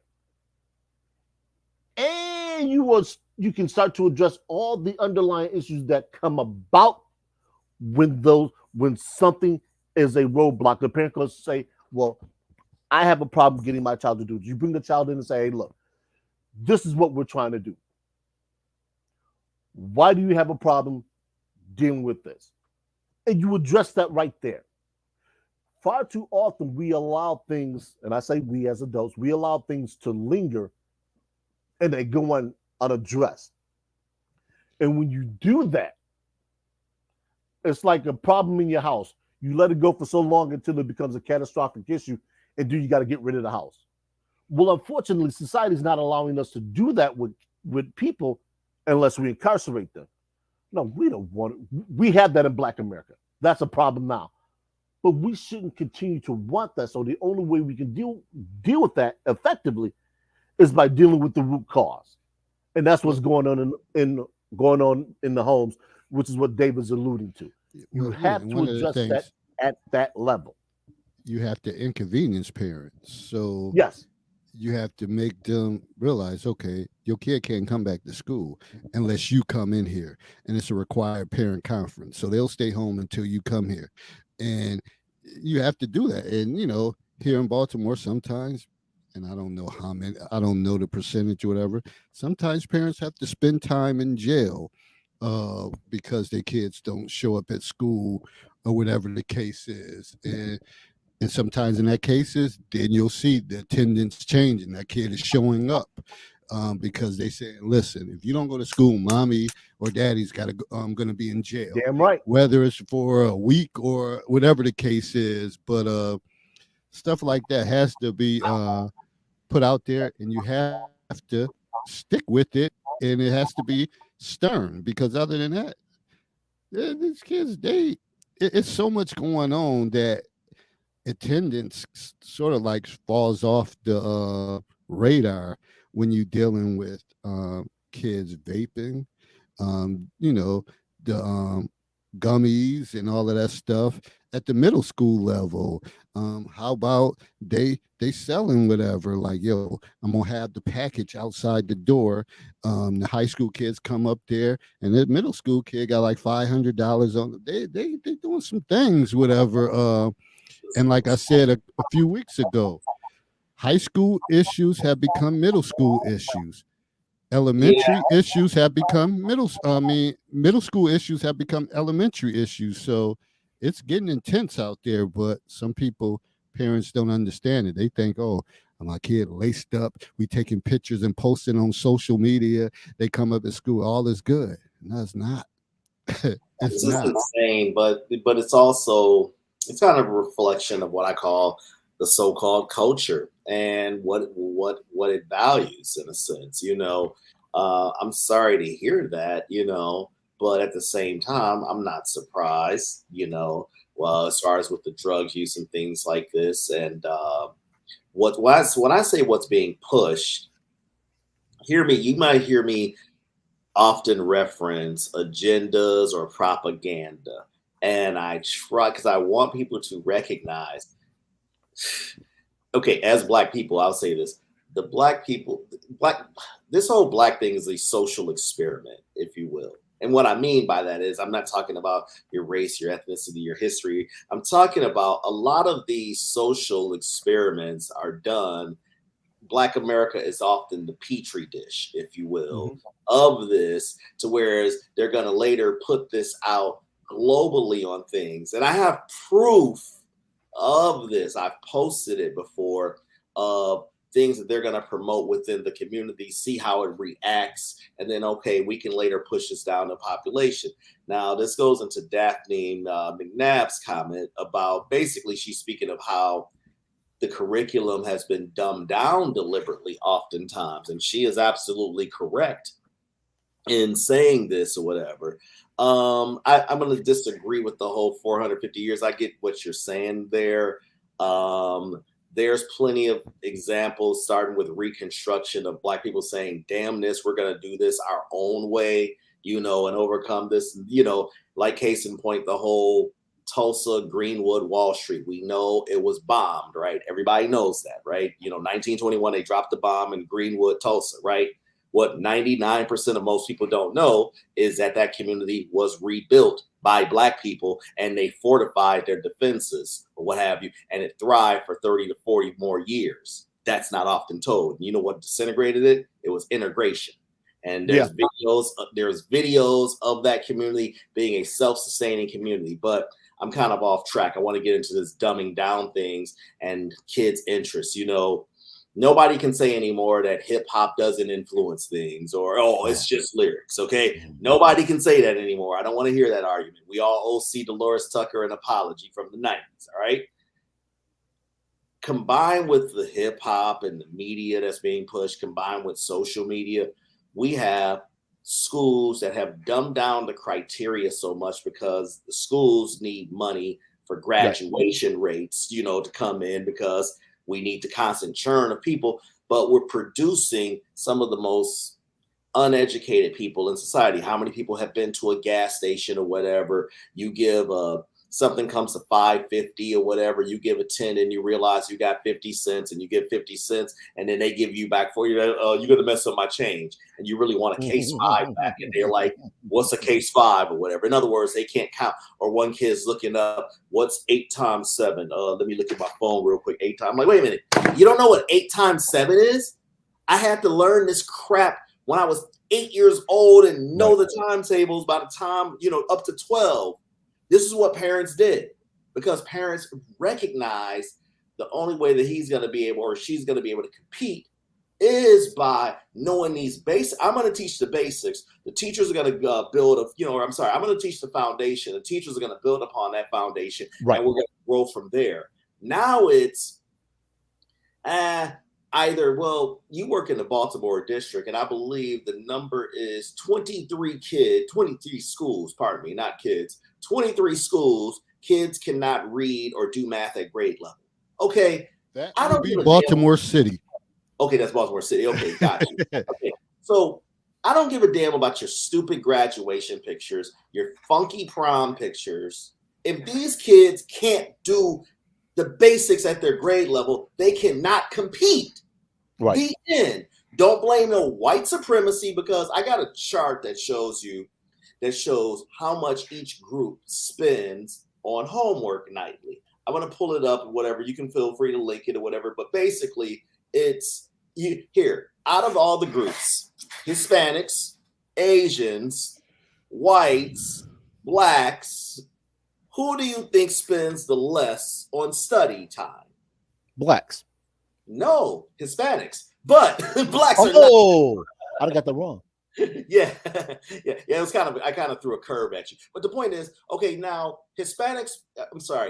Asians spend, it's called the homework gap or whatever. I'm just looking at my other monitor. No, I know what you're talking about because I've seen it.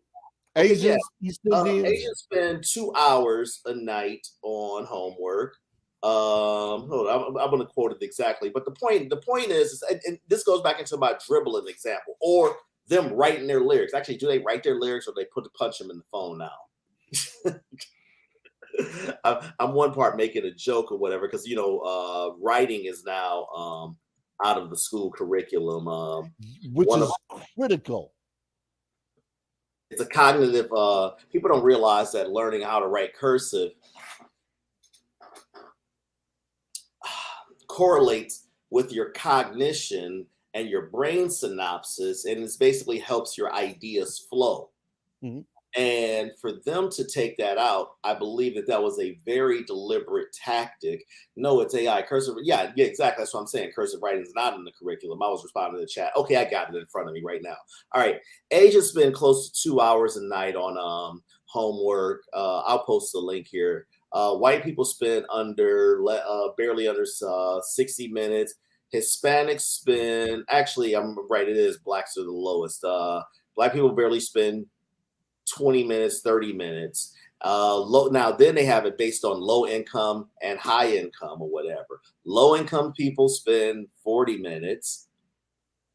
Not low income, that's the term it uses, spend 60 minutes, right? So in other words, what's crazy to me, now I don't know how it is in Baltimore or some of these other cities, but what's crazy to me is I've seen more jobs available or more programs available than I've ever seen as a child, or just coming up through the years. Now, maybe because I'm more cognizant of this stuff, maybe there was always like that. But the point I'm saying is it's not for a lack of opportunity is my main point, and parents, if you have a child in school right now, you're probably between 20, 30, maybe 40. I'm sure I get there's some 50s or whatever.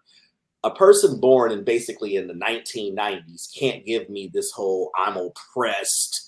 I had to walk 30 miles to school to get them this. Now, I'm not going to minimize that they are dealing with a lot of variables that plenty of parents have never dealt with before, with the social media influences and things like that. But I'm just saying that when you're in a certain situation, you have to do, in other words, if you're impoverished or if you're overweight, you're going to have to work harder than, your other contemporaries.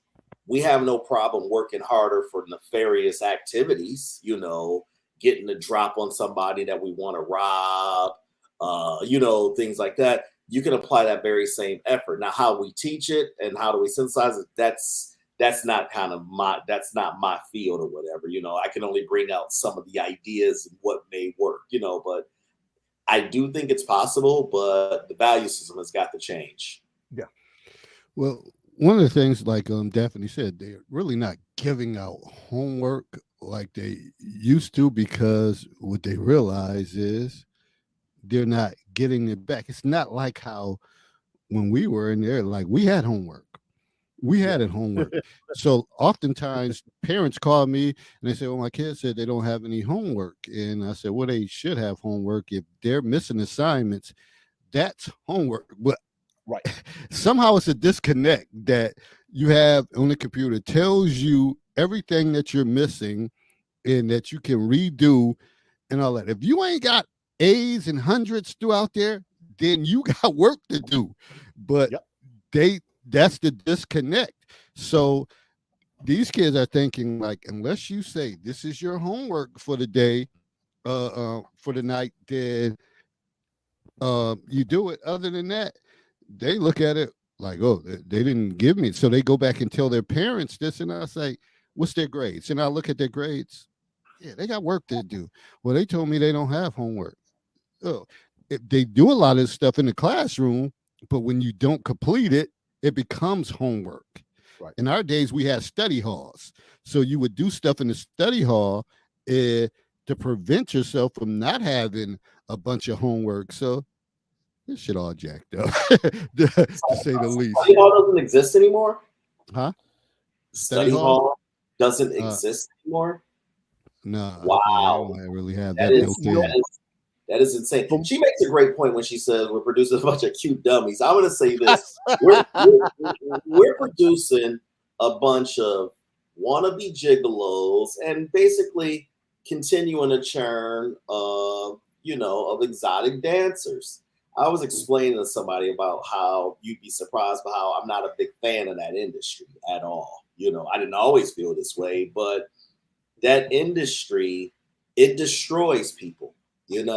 It's a quick money thing or whatever. You're going to get creepy men that's coming in there. I think you guys get what I'm getting at or whatever. All this fast life stuff, it's almost the epitome of self-destruction. But I'll end on this note. I've always said this stuff goes back to good families. And even if you don't come from a traditional husband-wife family, you can still have a good family, or, it's about do you want a better outcome from your children than what you had? Yeah. And a lot of these parents don't, or they don't want to put in the effort in doing that. Mm-hmm. Read the comment. Many of the parents won't download. Exactly. I was actually in the process of writing an app for something like this. And I found out that the market didn't want it. Which it's I don't know, and maybe because my mother was functionally illiterate, that I've always, and mind you, the foster homes that I was into, they pushed education, but I never wanted to be one of those people that just didn't know because I didn't want to do the work. Now, I was never great at math. I struggled with math, and once they started putting the alphabet in there, I was like, yo, this ain't math. I don't know what this is, but this isn't math. Now, you put some science in front of me, you put some technology in front of me, you put some history in front of me, we can have at it. I realized that I wasn't great at math, but for whatever reason, science I excelled at. Physics, no problem. Chemistry, I didn't do a whole lot of, no problem. but it just there's certain things that clicked for me. Math wasn't one of those things. Math was one of those things I had to sit down, buckle my chin strap, put on the seatbelt, and get into it. I think it's like that for a lot of people, but you have some people that'll just give up because they're not direct. They say nothing is supposed to be easy. I don't care who you are. It reminds me of when I first started running track when I was in high school. I was a naturally gifted runner, but me, like anybody else who's run hurdles, whether it's the 110s or 400s, had to learn to run hurdles. And because I wanted to excel at it, I made a concerted effort. Every day I'm going to go out there, I'm going to bust my ass. Whether I fall over this hurdle, get shin splints inside my trail leg from marks hitting that hurdle. And believe me, I got marks that year that I looked down and was like, yeah, I'm hitting the hurdle the right way. We have to get these kids to understand that nothing comes without effort. The more time you put into something, more than likely, the more successful you're going to be. Just like you made the analogy, Sir Tice, with the left-handed dribbling. You want to be good at something? Go put in the work. You will improve. How much? That's going to depend. But you're never going to stay where you were. I don't care what it is that you do. I used to tell my mentees two things. I said, I don't care what you get from this program. The two things I want you to be able to do is to learn how to write well and learn how to speak well. If you do those two things, you will never be misunderstood. I think that I'm gonna say this. I see she left. So I came across this book years ago, right? Let's see what it says. Years ago, right? And this book is written by a guy.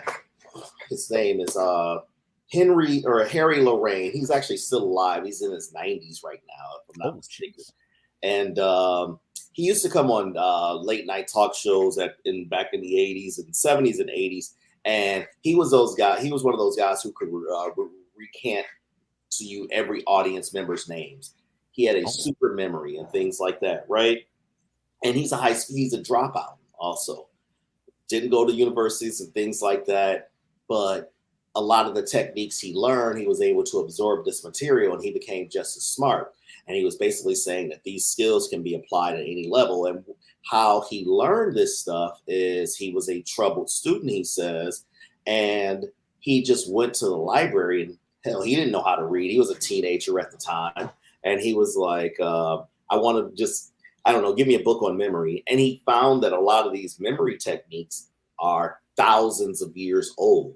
And this is why I try to tell people that when people like mock history and things like that, a lot of the things that we're doing, it's nothing special. In fact, we're quite dumb in comparison to our previous contemporaries. I'll jump ahead on this and I'll talk back with him in the learning techniques and what you said about math, Herb, in a second. I came across an old math book I remember one time. It was like from the 30s. Man, that shit was hard as hell. What is this?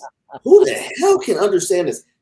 But the way it was taught in such a terse way, I can see why it weeded out a lot of people. Let me say it like that. It weeded out a lot of people.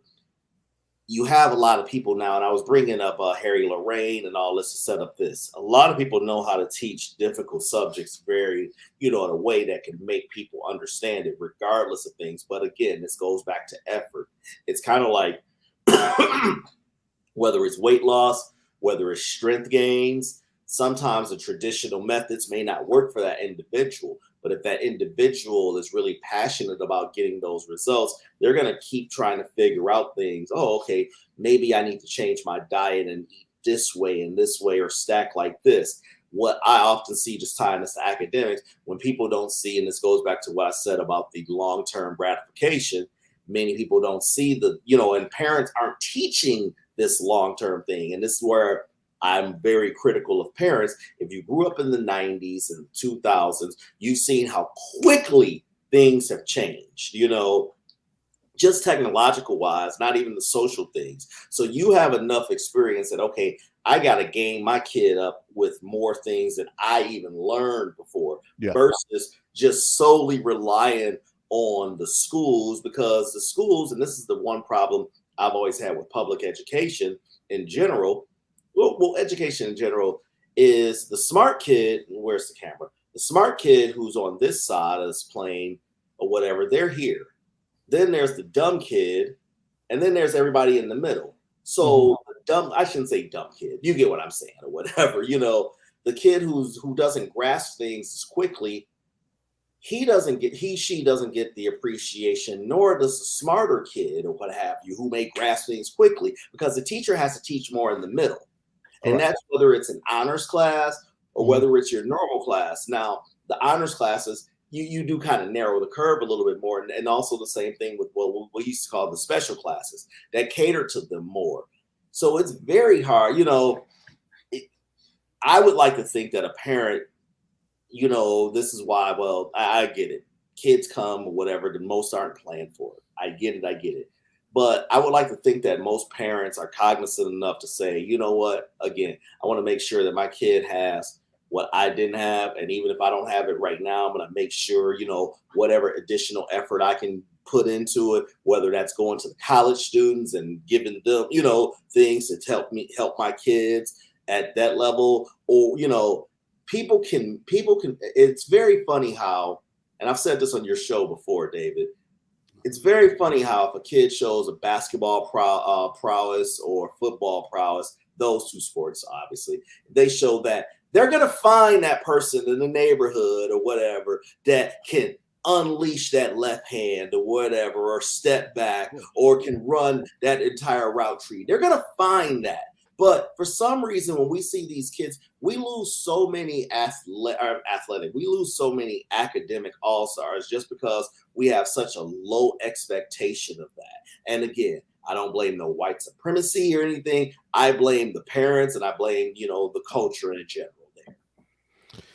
Yeah, they're looking for that big ticket, and they'll invest money in to a trainer and things like that, but won't invest in, they need math tutoring, and they need, it's I guess across the board is so crooked that I don't even know. Like, I remember when I worked at the high school level, and they used to talk about the NCAA clearinghouse and how that would prevent students from getting in. But then again, you see stories now that these people, they're getting in and they're getting paid this money. It was just something I seen about LSU and that scandal and stuff. It's just a bunch of craziness. So for me, I'm like, I don't even know. Like, it's all over the place. Like, nothing is legit anymore. And maybe it wasn't legit back in our days, but it's out of control now. So I guess one thing a parent needs to know is know your child. Know your child, know what they need, and try to figure it out. But it's too many people trying to take shortcuts and just trying to one up the next person. And I often laugh when these people be posting these report cards in elementary and all of that stuff. And I'm like, dang, that shit. Like, please stop putting that stuff up there, whatever, because that is no indication of anything. The kid could have came there and just not been a problem at all. You make a good point that they could have A for showing up, but I'll throw a crazy curveball at you. I'll be short. I was doing some research on valedictorians. Do you wait till you hear this? Valedictorians are the least people to create the innovation of society. Yeah. Zuckerberg wasn't a valedictorian. I'm not a big Zuckerberg fan, but you get what I'm saying. Elon Musk wasn't. Right. These guys were. So listen, while on one hand, I know we're teaching about academic things or whatever, But a lot of they say the best thing with learning is the curiosity part. And that's what I'm trying to get at, and that's where the innovation and the creation of things come in. It's that it's not like you said, the parents look at my A's. And I'm like, they did something so basic that it's not saying much, or my kid is so smart or whatever. Okay.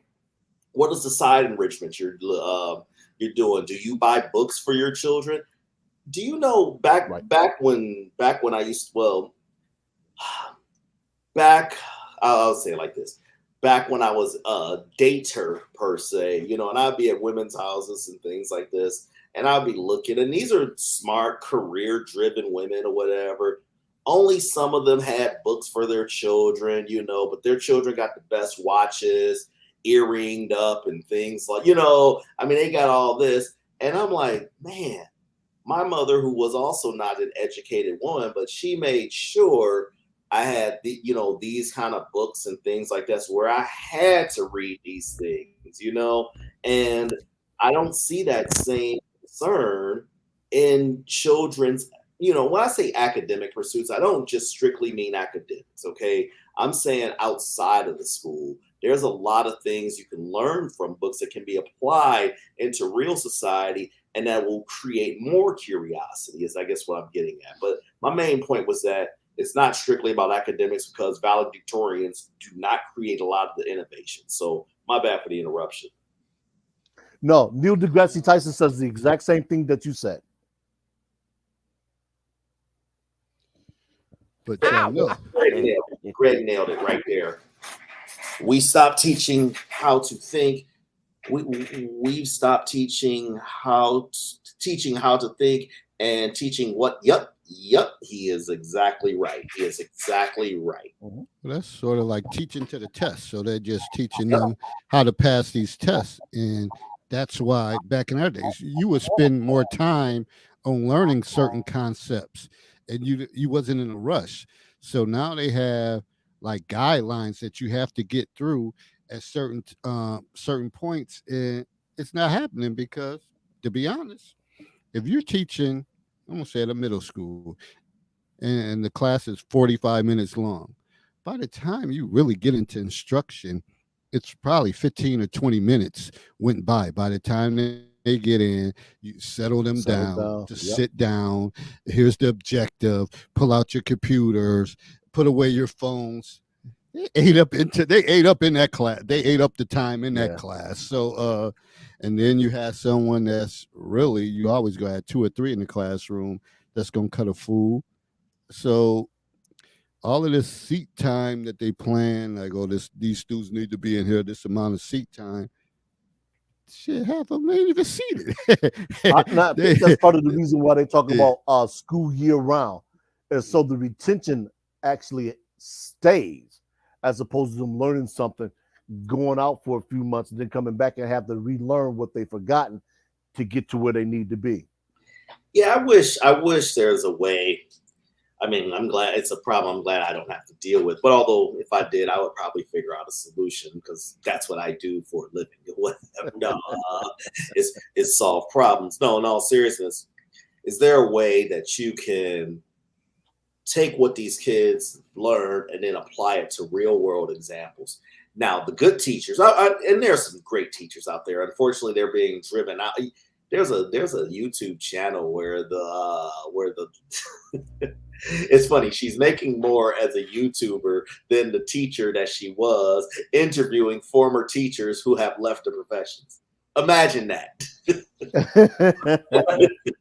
I mean, gig economy. If God's not a comedian, I don't know what it is. But she was basically saying, she was basically just saying, how I'll occasionally watch this channel, and you got some damn good teachers out there who know how to do exactly what I said. But hell, who's gonna work for that at 20 and 30,000? When they can get triple that, in the real world, applying those things, even though they're not driven by money. Many of these people aren't. Hey, I want to throw this out there. Hey, a starting teacher in Baltimore County, they up to almost damn near 60,000. 60,000 to start year one. Yeah, I heard So now that you don't even have to have a full year degree in many places. Yeah, it's so getting like that, man. The funny thing, and I don't think it's any secret that the profession of education is taking a hit. And one of the things I was saying here, because obviously Niagara Falls is struggling with it, and I don't think we're any different than any other district, was I was saying this. We have to not only incentivize people to become teachers, we have to understand why education is important. Just like you were saying, Sir Tice, us compared to, if we go back to Roman times, there was no such thing as an illiterate person because they valued education. They realized that the strength of their nation state, if you will, because that's what they called it, was predicated on the intellect of their people. Case in point, when I talk about voting, people talk about, well, who do you vote for, or what do you vote for and why? It's not necessarily who or why you're voting. You have to understand what it is that you need, understand what you want. And for a lot of people who are focused on those things, that's going to determine who you vote for. All this party line nonsense, that's cool for some people because they're already past the point in their life where what happens generally doesn't affect them. But that's few and far between. Well, it's funny that you say this because I try to tell people your local politics affect you more than your federal politics. And Right. Guess who's learning this live and living color in Chicago? You get what you vote for. You got 51 million allocated to these immigrants, and all this, but they couldn't find that 51 million for your black asses. Yeah. I said I went there or whatever, right? No, you're supposed to because that's the reality. Dr. Claude Anderson has been saying this for decades. Yeah, and now what you said about the there was something else you said as far as these salaries and what have you. Wow, 63 with a doctorate. Wow. Come to a good red state like Florida, and I'm sure that you'll probably be making more, whatever, But damn. Anyways, wow. I will say this though, a lot of people do. I'm not singling her out. A lot of people choose these careers that aren't lucrative per se, or in industries that don't make a lot or what have you. So here, since economics is my thing, one thing I do know is this. One group chooses a lot of industries that are not based on economics per se. Their money comes in from taxes and things like that. Okay. And that's why the salaries are often so capped there. It's not a industry where it's based on how the market is, things like that. When I say the market, I mean the economic market, not necessarily the stock market. It was something else you had said, Herb, that I want to respond to, but I forget. You were just talking about children and the choices, I think, that they make. I was going to talk about how what we have to realize is that regardless of our political leanings or what we think, that the world is going to be more global, and we're not just competing against us. We're competing against other people. In my industry, what was very frustrating for me is I couldn't get a lot of brothers in because a lot of brothers don't want to put in the work to do this, but these Indians sure did. They sure wanted to put in the work, and learn these various, technological skills. And it goes back into like, you can't I'll use back the physical example. You can't want a good body and you're not putting in the work. You're not drinking water, versus a soda or things like that. Very similarly, if you want to make big money, okay, outside of being a YouTuber, I heard a stat where it says more kids want to be YouTube, or more American kids want to be YouTubers. They went to Chinese kids, and more of them want to be scientists, astronauts, things like that, And this just tells you how we've gotten dumbed down even more. And don't get me started on how TikTok is it is designed to dumb down things, for the masses. You always get on that TikTok thing, but yeah, the kids do that. That's But you one know of the the funny things. thing, That's one of the careers they do talk about. Say, well, I want to be a YouTuber, because we have to have 6 year,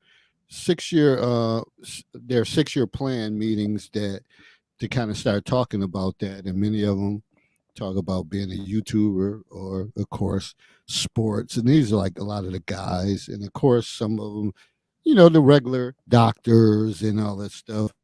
So it's just an introduction in middle school to what they want to be, but a lot of them that all changes from year to year. I Whatever's don't get hot. what it say because social media is just like anything else. For me, social media is a tool, but then again, that's also predicated on the fact that I'm 51 and I've never tried to make my living being a social media content creator or whatever they term it as. So I don't know. Maybe it's just a sign of the times, but if you can make a living doing it, I support it. But I don't think most people can. They hear things like Mr. Beast, people like that who make, I guess, like 20 million a month or whatever. They judge. Yeah, that's not going to happen. It's no different than the OnlyFans chicks who use the small top tip of the iceberg to judge everything. Versus being a YouTuber. I don't know if people know, because I know plenty of full-time creators, how hard it is just to generate an audience. Now you get a consistent audience of 200, 300 people who donate and who are in the right. And let me say this also, particularly as a Black male YouTuber, you are at an extreme disadvantage. And I'm not saying it because you're Black. Well, actually it is. It's because the income that comes in from YouTube largely comes in from advertisers. Right. And there are very few advertisers. Okay, not Magic Shave. I can't think. Dollar Shave Club. T.H. Henley. Yeah, right, exactly. There's only few advertisers that are targeting Black men, whatever. So if your demo is 15 to 35-year-old Black men, it's very tough, especially if you're in that celebrity gossip sports category, right? Now, white men and white females and Black females to the bank, market, whatever, because Black females we know spend the most or whatever, right? So hell, many of those content creators who have I've seen it from 200 to 500 consistent users, they will have a direct sponsor combined with the advertisers there. Now, I'm only bringing up all this extraneous detail is that many kids don't recognize the work in doing that. You got to do this at least 4 to 5 times a week, editing, and be interesting enough that people will want to listen to you for at least 30 to 40 minutes. And well, you can barely read. So what, so what's going to be so compelling? But I'll let the other new brother who just came up rock on. What's going on, Greg? Hey, hopefully this works the first time. Yes. Sounds good. I just wanted to interject some things. I'm 67-year-old white guy. Grew up in the I was 8 years old when the Civil Rights Bill was signed and stuff. But the reason I wanted to jump in tonight, my mom was a teacher back. She started in the late 60s and retired in the late 80s. And one of the things, the issues that she had was she said when she started teaching, and she taught in the federal housing projects area, south side of Indianapolis, was that when she started teaching, she spent 10% of her time on discipline and 90% of her time on teaching. And that by the time she retired, that had reversed to 90% time on discipline and 10% time teaching. Part of that was the special needs kids being, I'll call it normalized. So instead of having like one special needs kid per class, she would have 5 or 6 or 7, and all of them being class disruptors, things kind of went to pot. I don't think that condition is any better these days in any classroom anywhere. I just want to throw that out as a problem with why kids all over the country are not being educated right now like they were educated back in our generation. So that probably was back in the days Wow. when there was the introduction of the No Child Left Behind, and they started having, and the inclusion classrooms where they were integrating special ed students into the classroom, but yet they would have supposedly a paraeducator that's supposed to work with those kids, but they don't have enough paraeducators. So you have all these kids in the classroom, but you don't have enough paraeducators because you're not paying people. So they say it's not worth it. Let me get my tinfoil hat for a second. The tinfoil hat in me, as I mentioned, there's a book that's called Crimes of the Educators, okay? I would pull it out, but it's on my iPad, which is away. But I would highly recommend, in all seriousness, give me a second. Actually, I'm going to grab it because there's a great quote in it. I was laughing at Daphne's comment. What'd she say? But the paraprofessionals were illiterate too. That's hilarious. That is hilarious. Someone that mentioned Marsha Neely. Some of these young parents are so caught up in giving their children materialistic and being their friends, they totally lose sight of their responsibility as parent. And what a shame. She generally nailed exactly what we were kind of discussing most of the evening, and she kind of crystallized it in that comment. And she's right about the parents not being interested in the education of the children, but more of their status and things, and we talked about the social media. But back to this whole crimes of the educators, here's a tinfoil hat. Maybe you want to deliberately teach these kids, across the board, regardless of their race. You want to undereducate them so that they can't demand more money because they don't have the skills to do that. They don't have these higher level skills. Now, again, this is my tinfoil hat on or whatever, and thus, in a labor market, you don't have to pay this person this because they don't bring much to the table. So what, they have a degree or whatever. They don't know crap, So again, tinfoil hat theory. Now, in that book, Crimes of the Educators, he goes into grave detail explaining how this, why this is done like this and what is the whole point. So this is not just, me just blaring that, but I'm just putting that out there.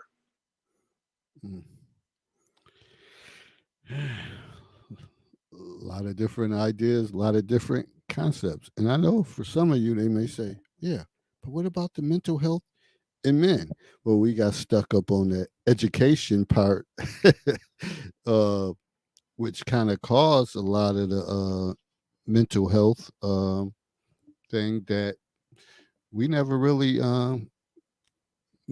got into that part. And it's more to talk about. We led off talking about the Chicago incident where the guy didn't have any self-regulation and stuff like that. But I'll often say all of this stuff is connected. It's connected. And even when you think about like some of the behaviors in boys and stuff in school, well, a lot of times they may be labeled as conduct disorders because they don't have a good experience, or they may have low IQs and don't do well on assessments, or it may be based on their, poverty-stricken situation or the neighborhoods that they grow up in. And some of them, you may outgrow that behavior, but a lot of them, it leads into adulthood, which would signify people that's, always true. These kids may be truant from school. So as an adult, they'll be late for work, don't show up for work, can't handle conflict in certain situations. Like I say, it's always connected. It's all connected. Daphne said they undereducate them to create jobs, security, and a teacher has said that to me, and that's a theory, but that's not a theory, but a reality. So when we look at this, one of the things I wanted to also get in, and this kind of switching shifts about men, and I'm going back to our original thing, and many people about, we had mentioned this earlier about men and suicide and things of that nature.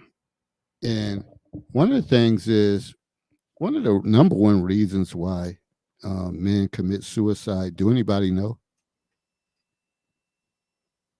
Women. The reason why? Yeah, the number one reason why you think men commit suicide. Now that I did not come across. Women. You are right, Greg. Relationship separation. Oh, wow. Yeah. So this is I was the just being smart ass, but sorry. Yeah.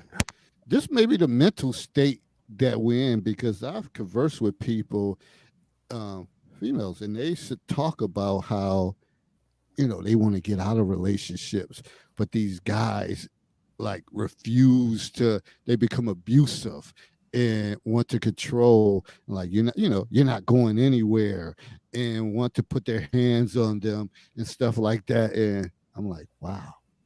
I said, to me, that sounds like a man with no options at all. I can't say to you, fuck you. You don't even got to go that route. All right, I'm out. And then get back on their feet. May take some L's and may feel a little down about that, but able to get back on their feet. But that's the number one thing. And let me just go through this. Number two thing, financial problems, which probably makes sense. Mm-hmm. When you're struggling with money and you don't feel like you living right, some people can't, they can't cope with that. Then the third, they said bereavement. Now with some, you may lose a significant other. You may lose a mother, a grandmother, father. Was that? Crimes of the Educators. Educator. Okay. Yeah. So that was number three. Then they said recent or pending employment. Because if you somebody out there, you just can't get a job, or you had a good job and you were living a certain lifestyle, then all of a sudden you had to take it and you got laid off or got dismissed from a job and you can't get back on track. Some of those situations end up being tragic to guys. Mm-hmm. Family conflict. Sometimes you have family conflict, and it might not just be your immediate family. Sometimes we cut a fool. Could be like a family reunion or a holiday thing that somebody pull out a gun or get into an argument over a card game or something like that, and then all of a sudden you see dominoes and spades. Yeah, somebody end up getting shot. That goes back into what we discussed earlier about how people aren't equipped because they didn't learn either the tactics, or they grew up in an environment where things, they don't know how to resolve the basic issues. There was a couple of times I joined here. I usually on Monday nights go to this VFW, and I go there because I like talking to these old vets. They're funny to be around. I tend to be the youngest person in the room, even though I'm not a young person. But it's just, and it's hilarious watching two 60-year-olds in a dominoes game or whatever. That's what made me just think of that. I'm like, come on, guys. Yeah, it's a dominoes game. And they're also competitive, man. But those two, it wasn't the domino. But here's the thing. It wasn't the dominoes game. Those two guys didn't like each other. And the dominoes game was just something that, that could set them each off. And mind you, these guys, one has a cane and all this. And I'm like, guys, come on, But I have little seniority there. So, I couldn't say too much. I was like, let's just make sure something doesn't happen. But as this ties back with the kids again, if you can take anything from this, I think learning problem resolution and de-escalation, which I know that doesn't sound good. That doesn't have that same bravado as, I stomped him out or whatever, But sometimes part of knowing how to fight is knowing when to fight.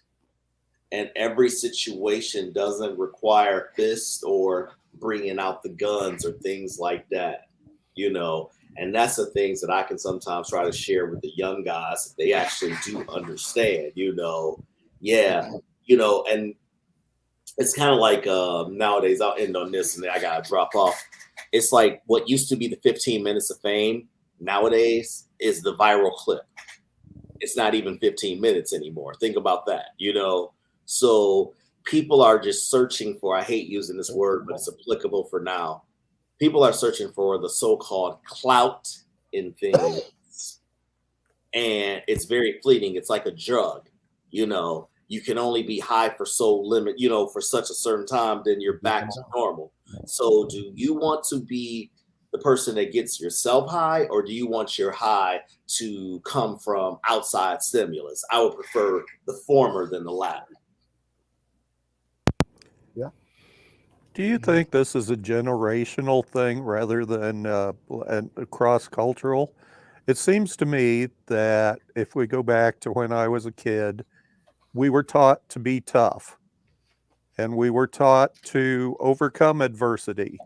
And our heroes on the television would get shot in the leg and still walk or crawl the 10 miles to beat the bad guy at the end of the movie type of thing. And we were just taught to persevere when there were tough circumstances. And now it seems like we're taught victimology and that we can't overcome no matter how hard we try. And it seems like suicide would be a natural outcome of that sort of mindset. Oh, I can't overcome a system that's set against me. No matter how hard I work in school, whatever, I'm not going to overcome it. Therefore, when I have a problem like my employment or any of the things that David just listed, the only way out is to end my life. I think it's spreading across cultures, actually, to be honest. If you look at a lot, and I'll mention Disney movies, if you look at a lot of what children are being exposed to, it's lending itself to that. So they're telling people, hey, look, it's okay to give up. It's okay to not be this. It's okay to not succeed. When we were taught the opposite, you're going to succeed despite whatever roadblock gets put in front of you, because that's what we expect of you. Nowadays, nothing's expected of these kids, so they don't aspire to do anything. You think participation awards, right? Yeah. Right. You think I'm joking, but it's literally called, you can look this up, it's called the pussification of America. I don't doubt that. Okay. Y'all have a good evening. You too. Thanks for joining us. Yeah. So, yeah, it's and I understand your where you coming from, Greg. That we were taught that, and you, and also we have to look at it as do we look at it as the single parent issue, that it were men that's telling boys like, listen. But then we come back to realize too, like when we talk about guys having space, that sometimes you had a father in the household, he would tell you, don't cry, get up, or don't feel you're not allowed to express your emotions. So again, all of this stuff is like a mixed message that we're confused, a lot of confusion in our generations over time. Because now kids have the ability to reach out in a bigger platform to express themselves. But in our generation, we really kind of had to keep stuff to ourselves. We really had to hide a lot of things and couldn't express, whether it was sexual abuse in in the family situation and things like that. A lot of that was swept under the rug. So it's a lot, like I always say on here, like no broadcast, whatever, will tackle everything. It's a bunch of stuff that's all this stuff builds upon one another, and all of this stuff is connected. Yeah, absolutely. A very complex, multi problem. And I'm sorry I got here late. I don't want to open up another can of worms this late in the evening, but I will say while I'm live, it's been fun watching you. I enjoy watching and participating a little bit from the sidelines that I do. It is an enormous eye opener for me as an old white honky to see the cultural differences between what I hear in the controversial counselor versus what I see in white society out in the middle of Iowa. Very, very eye opening. But let me throw something out. Just and maybe you'll come up with topics for the future. Well, you already Back know. as evil as it was back in the time of segregation, back in the late 50s, black families and white families were pretty much the same. You had two parents at home. You generally had the dad working and the mom raising the kids. And 1964 kind of changed all that when the Civil Rights Act, or 68, excuse me, when Johnson's Golden Society came out, and part of the requirement to qualify for the federal funds was that the black father was not physically allowed to be in the home. And I think they even had surprise inspections and stuff to essentially force black males away from their wife and kids. Since then, it seems like it's been a little bit of a downhill path to the point where, in the 90s, the number of two-parent black families was 10 or 15 or 20%, Yeah, something like terribly low. So I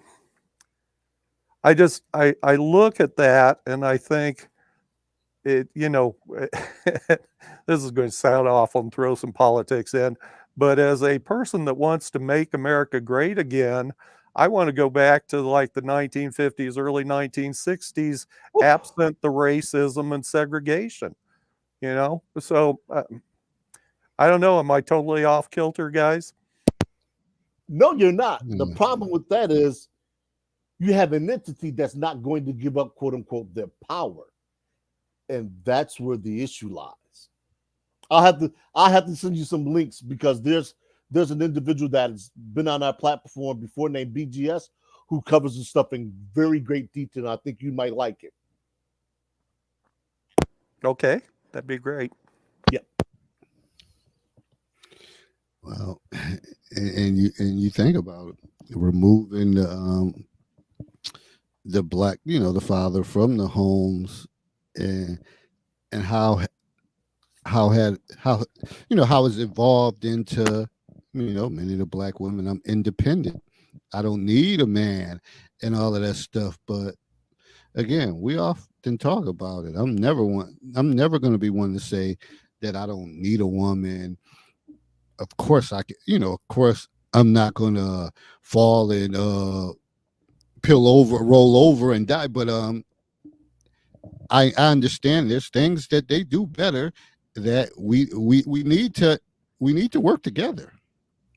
We need to work together. But it seems like now the push is we're separate, but we're still equal, and we're not equal in all aspects. There's some things women are greater than men, and vice versa. And I think that's the whole thing that people need to realize, to say, yeah, she's better than me in that. She's better than me in that, and I'm okay with it. Just because you're a man don't mean you're the almighty in everything, and just because you're a woman doesn't mean that anything that you do, a man can't be the one that does it better. We have to realize that, and realize that as couples, you can make the ultimate goal is to try to make each other better, but not to try to outdo each other to the point that your relationship becomes a strain that you're trying to outdo. And it's so much work to be done. And again, we always say we're not experts in this. We like to have these conversations because we know it's real. Eh, if you're someone who doesn't think that these conversations is worthless, then I guess shame on you, because I guess you got your life together and everything is on point. I would ask is one of the things relationships, there's supposed to be like a marriage there's supposed to be, let's call it, some self-reliance, some bonding, some things like that.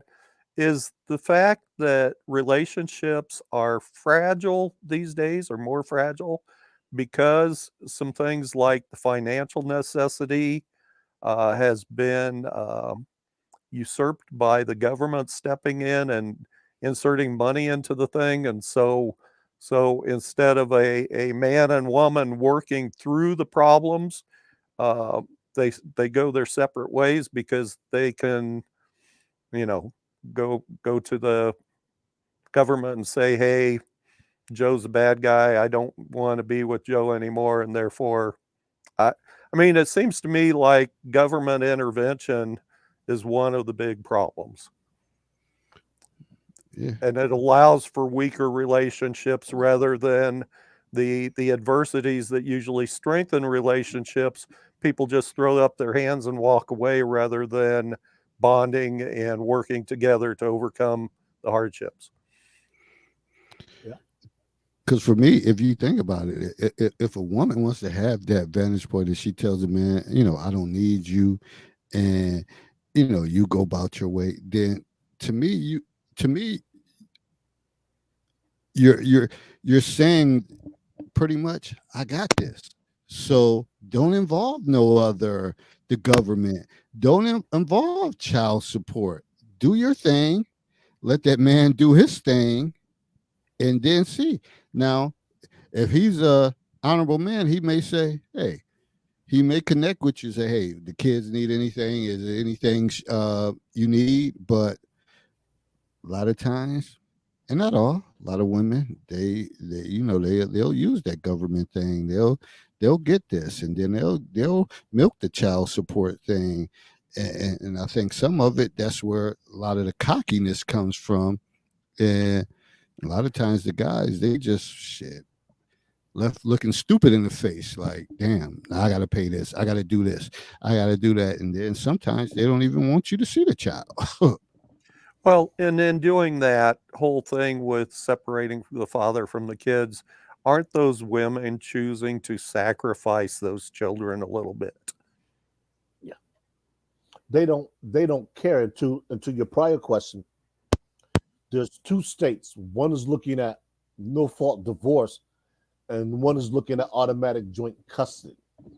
So the government, whether it's their federal or state, is starting to understand the role that they're playing in the dissolution of the basic primary family. And to that, they're saying, okay, giving women the ability to go out and work, and feminism hasn't panned out like we thought, because women don't want to maintain that provider role. That essentially looked at as something that men are supposed to do. So in order to correct that, they have to take back some of the freedoms and the abilities they've given women. How this is going to play out, we don't know. How we hope it plays out, as to what you were asking earlier, is can we revert back to the 1950s and 60s and we'll still were two-parent homes? That still remains to be seen.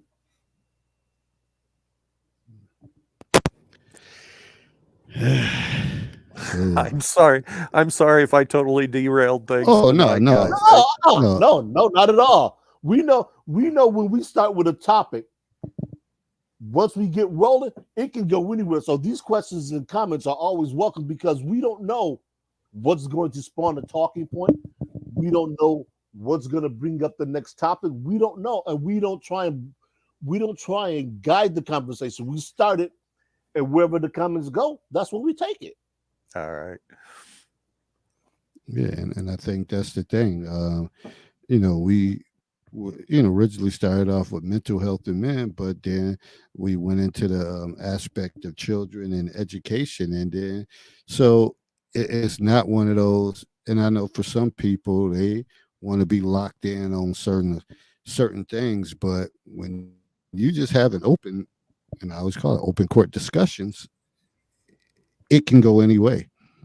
And trust and believe that this man's mental health is not going away, and then we're going to look at women's mental health because Yeah.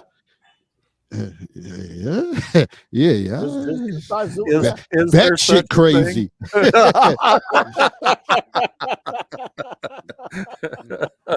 Oh my gosh.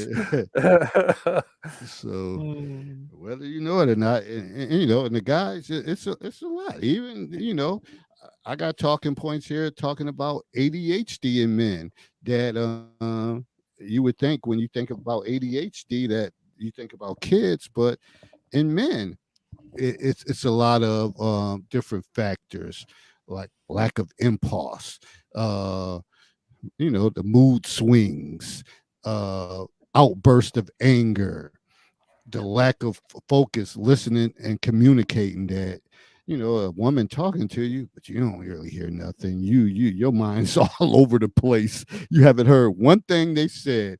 Yeah. Hyper focus. You just locked in on one thing. You're focused on whatever that is that you're focused on, and you don't hear nothing else is going on. Poor listening skills, procrastination. Why you didn't do this? I thought you were going to fix this. I thought you were going to do that. And you start something, never can finish it. Misplacing common items. You can't never find your keys. You can't never find this. You lose bills. You don't pay bills. And all of this stuff is mental health that Yeah. people go through. And a lot of times you want to dismiss it. And when you think about in men, because most men don't go get diagnosed and not really willing to talk to anyone, you kind of like, oh, he's always forgetting something. Don't worry about it. He's good. But other people looking like he's a mess. And in There's this some day of, and age, he's a hot ass mess.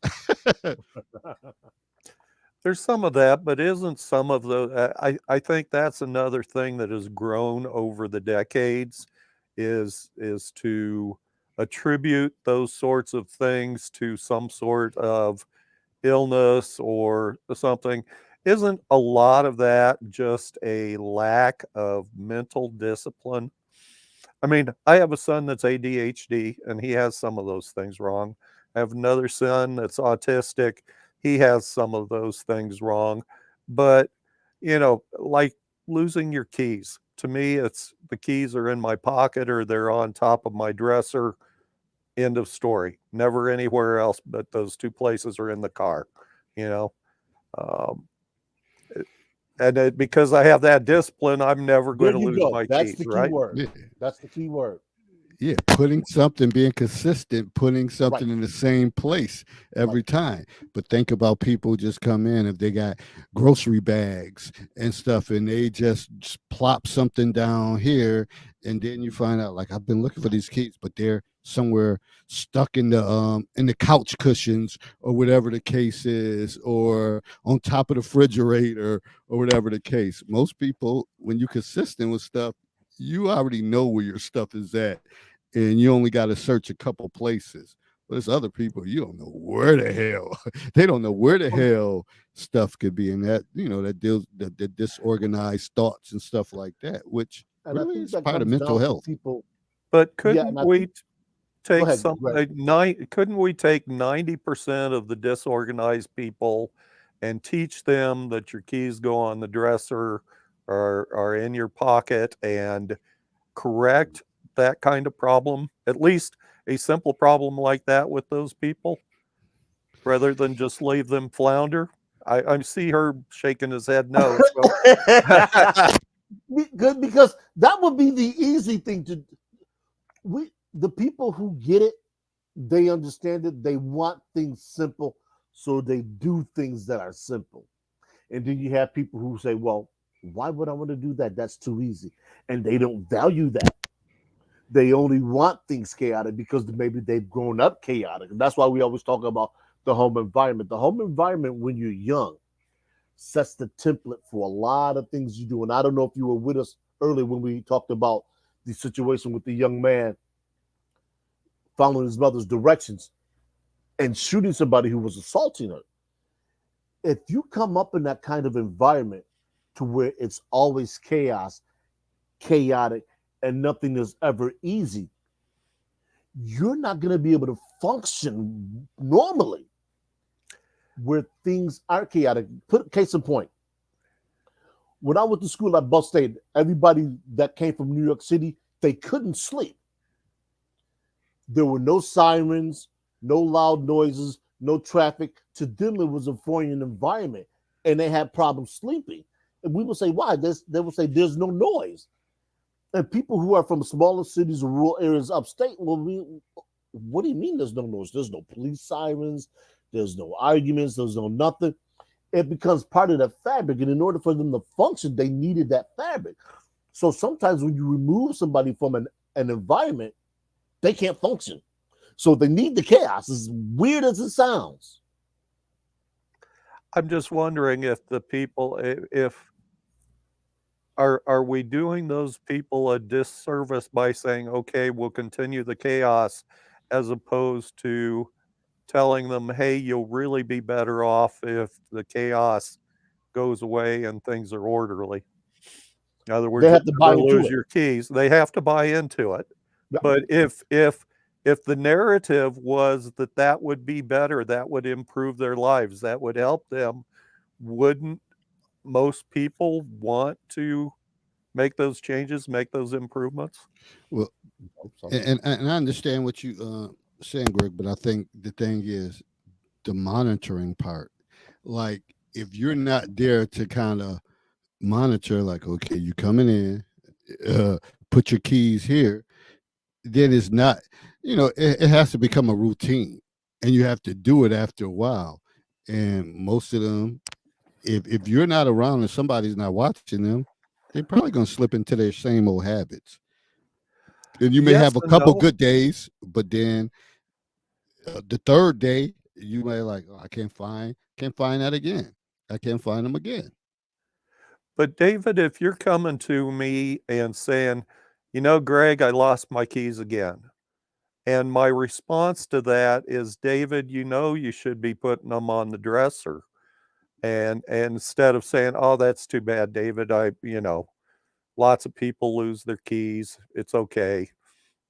Carry on doing what you're doing. Can't the encouragement to do the right thing over and over again result in that person having an improved life? Because it seems like in so many things, we're not willing to encourage people to do the right thing. We just accept the mediocrity or the bad behavior or whatever. Well, I mean, it could. So, I'm not ruling that out. But I think with everybody's chaotic life, like, if you don't, like, for somebody who does that often, you kind of have to stay on them. You so you have to you have to stay on them. It has to be repetitive, and soon as you don't, and they haven't got into a routine, Right. then that's where the issue falls. Like I said, if you stay on them, they may do it 2 or 3 days, but you say, okay, they're rolling, but then you have something else going on.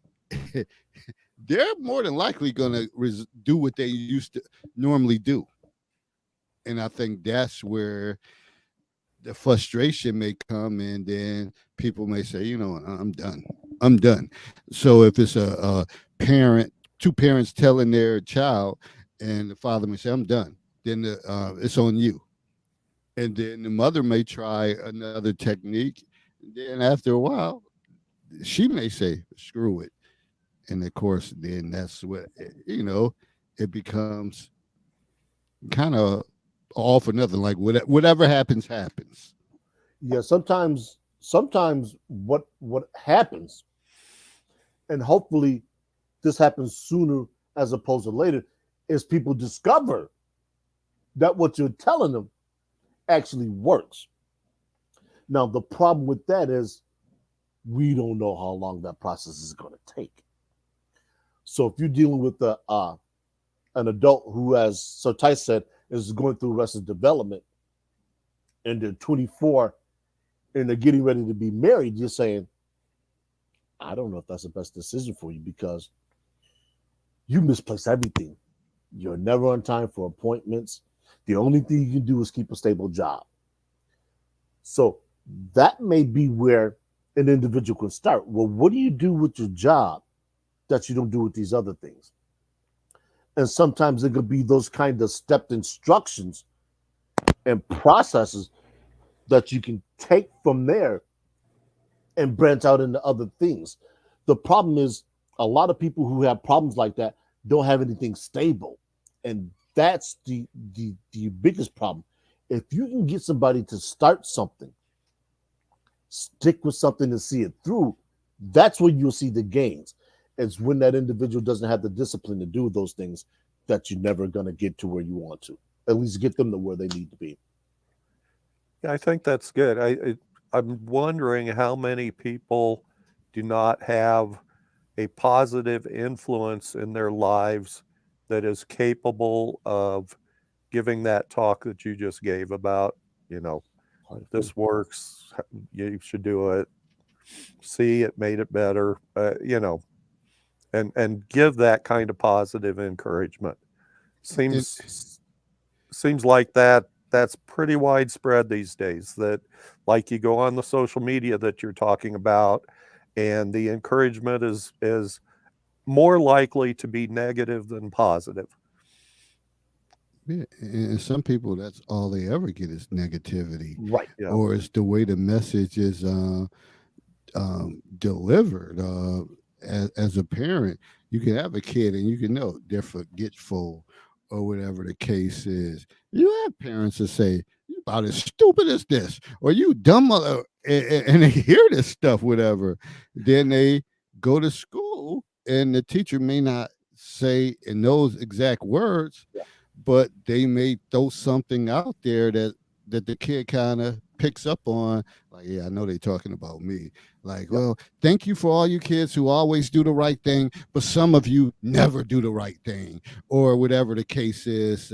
So they're looking like, and then kids Why don't not have no bother? thing. They turn around and look at the person who, we know they talking about you, whatever, and so they get it all over the place. So It'd be interesting. I wonder, given what my mother went through, 30 years ago, if teachers these days are allowed to encourage good behavior and discourage bad behavior, and especially the discourage bad behavior, because discipline, again, discipline was a whole different thing when I was a kid. I got paddled a few times because I wasn't the best of people. And, the truth is I could have been paddled a few more times and benefit from that too. So I mean, are teachers allowed to say cross words to a student that's No. so there is no Corporal punishment is gone. discouragement of bad behavior. Yeah. It's maybe you can encourage the good stuff, but you can't discourage the bad stuff, and that's really sad. That's terrible for the kids. And I think also what that is, that it could have, it's about, it's relationship building. That if you got a good relationship with the kid and a good relationship with the parent, then some of that may happen, because sometimes a parent, I mean, I remember in situations, I'm a counselor, they would say, some parents would tell me, "Boy, Mr. Glover, I give you permission. If you want to take off your belt and do whatever." And I'm like, nah, I'm good. They're like, "Oh, you got my permission. You can do that." And I'm telling them right now, you hear me, whatever. And the kid looking, I'm like, nah, but because we had that relationship. So with those relationships as a authority figure, I would often use it to my advantage with the kid. Like, let's see, it's Friday. Oh, you want to act up? all I gotta do is type in one letter on this computer, and your parent email will pop up, and I shut everything down, and they'll see it, and they're like, "Oh, so why you got my parent email?" I said, "Because we communicate." So then, right there, they will get on board. So they're on board. So oftentimes, in certain situations, it's a game of manipulation, and even with getting people to remember certain things, even far as keys and things like that. Like some parents say, "Oh, you can't find your keys." Well, then you have to wait on the porch for a couple hours till I get home, since you're not responsible. Yeah. And but then again, we look at the time now that depending on when it is. Of course, in the wintertime, you don't want your child out there and it gets dark, and you don't get home to 5:30 and it gets dark and they're out there, uh, and you got all these weird. So it's just so many different, and we always talk about so many different variables on how you have to. So there's no one size fit all model. Encourage lot. the good and discourage the bad. And that should be universal across cultures and across age groups. And it just doesn't seem like that's happening these days. Well, the parents ultimately have to buy into it, and I think if they don't, that's where the sticking point becomes. And you can't force parents to buy into something they don't want to. And as an educational professional, whether you're in the classroom or at the district level, you're kind of tied, because you have some of these parents that'll dig in their heels for something so trivial just because they can, and some of them start launching lawsuits, and that's the last thing the district wants to deal with. Yeah. So we have a lot of different battles that we have to face, but I think our whole thing is to talk about these situations, and even to even understand that when we focused earlier about the Chicago case, sometimes you have to have the ability to walk away, and a lot of times people don't want to walk away because for some reason they want to be on social media. They want to be that big bad guy.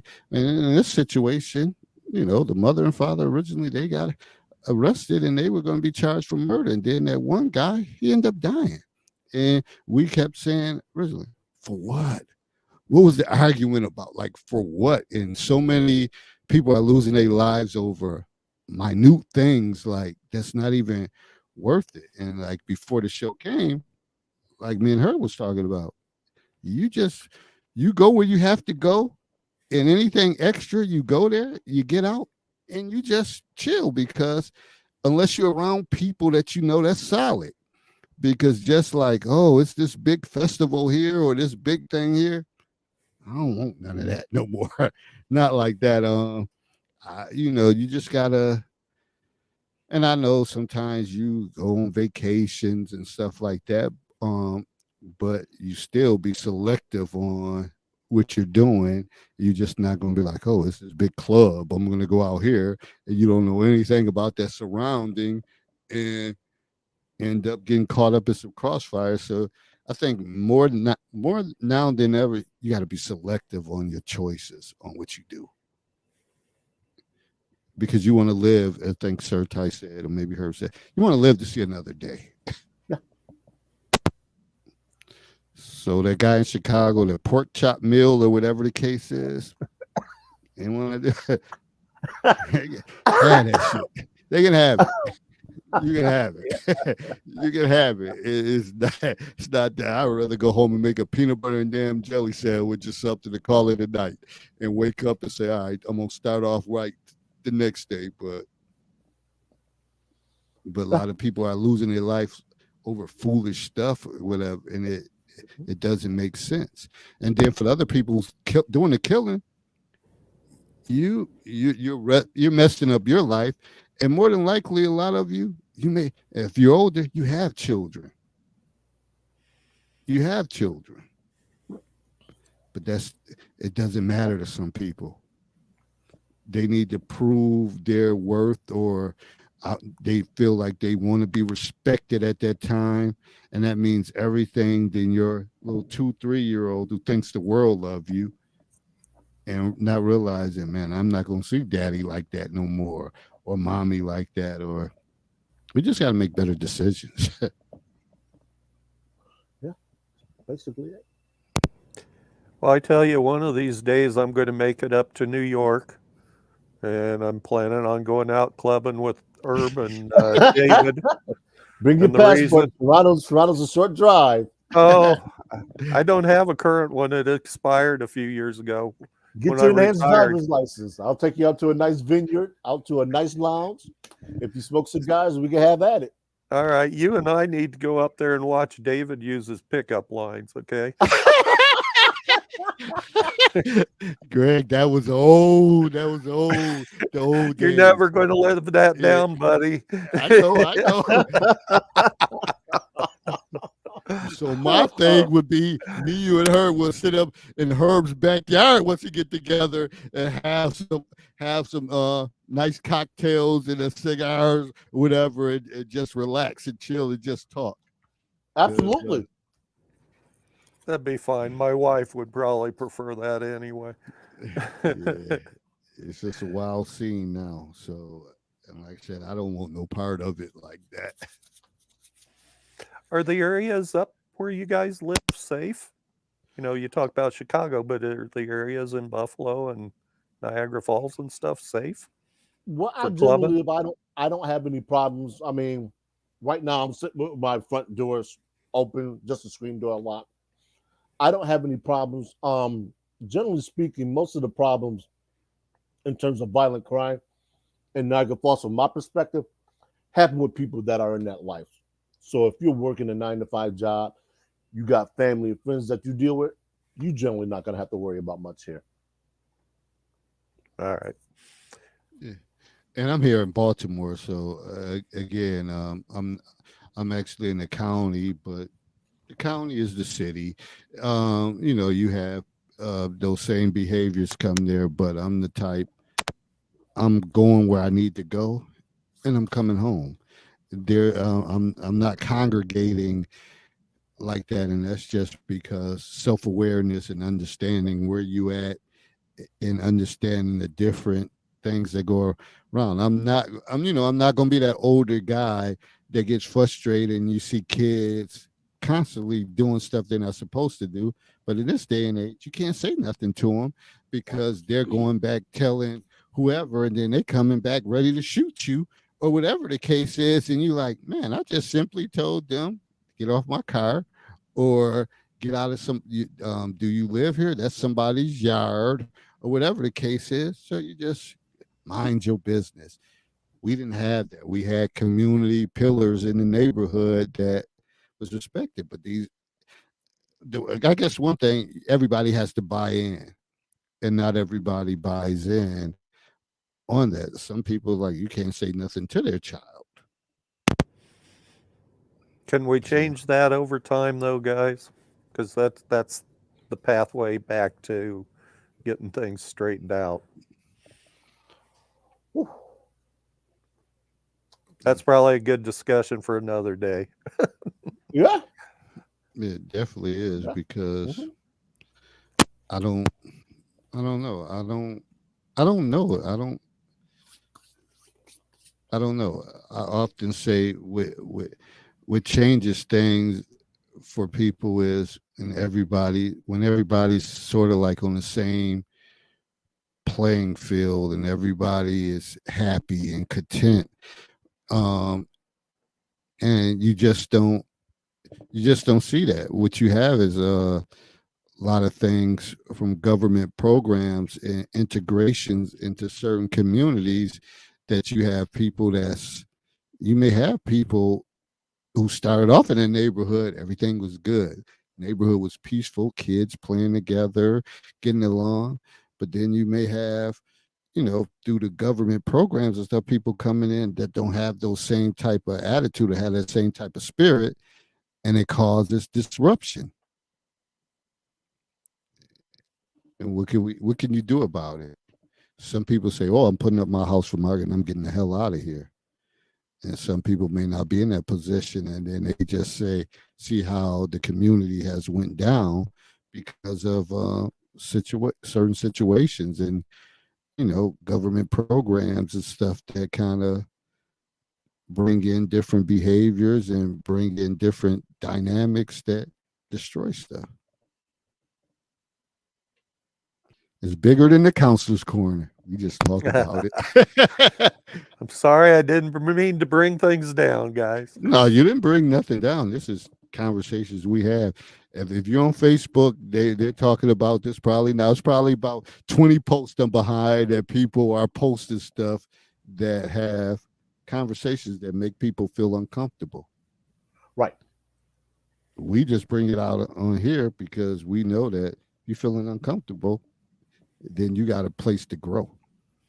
Because that's the only way you're going to grow, when you feel uncomfortable. So it's all about growth. Well, guys, with that said, we're going to get out of here with some closing comments. And I don't have no kids in the school building yet, but when you ain't got I got stuff to do, but when you there and you sitting there like, oh, damn, I wish some kid would bust in my office right now, and it's the summertime. And you're like, this is a snooze fest, but got to work. So any closing comments, Herb, that you got from, it was a lot said, a lot of different areas, a lot of different things, but is any one closing comment that you have regarding everything that was said? Mental health actually starts at a very young age. This is one that I'm going to flush out my Maslow's hierarchy of mental health needs for men. I'll probably try and do one for women too. But it starts at a younger age. And as we progress through our lives, it changes. But there are certain core things that every man is going to need once he reaches the age of adult maturity and he starts to work. One of the things he's going to need is loyalty. Going to need, I have it written down. I don't want to pull it out. Loyalty. Why do I do this to myself? Loyalty, trust. Those are going to be the two major things: loyalty and trust. Women are always asking, why can't men be open and honest? Because first of all, they don't have your loyalty. They don't trust you. When they get those two things, then they can be vulnerable with you. And when they are, you have to provide a soft spot for them to land. If you can't, or are unable to do those things without judgment for a man, don't ever ask, why can't a man show his emotional side to him? Because you are a detriment to his mental well-being. And with that, I'm going to close as I always do, with growth and understanding occurs in the gray area. Godspeed. See you next time. Greg, you got anything you want to close out with? Encourage each other to excel in every way.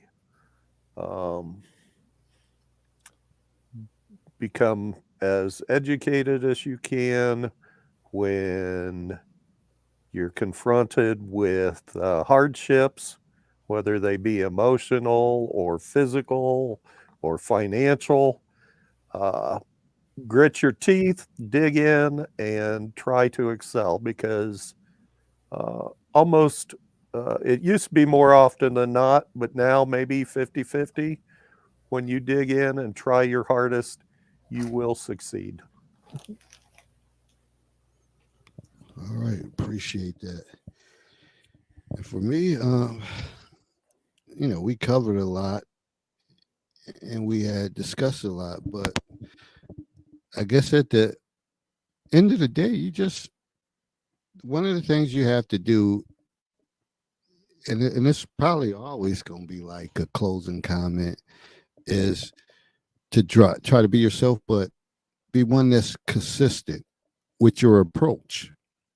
And even when you think about, like, we talked a lot about education and teachers and stuff like that, when people realize that you're consistent,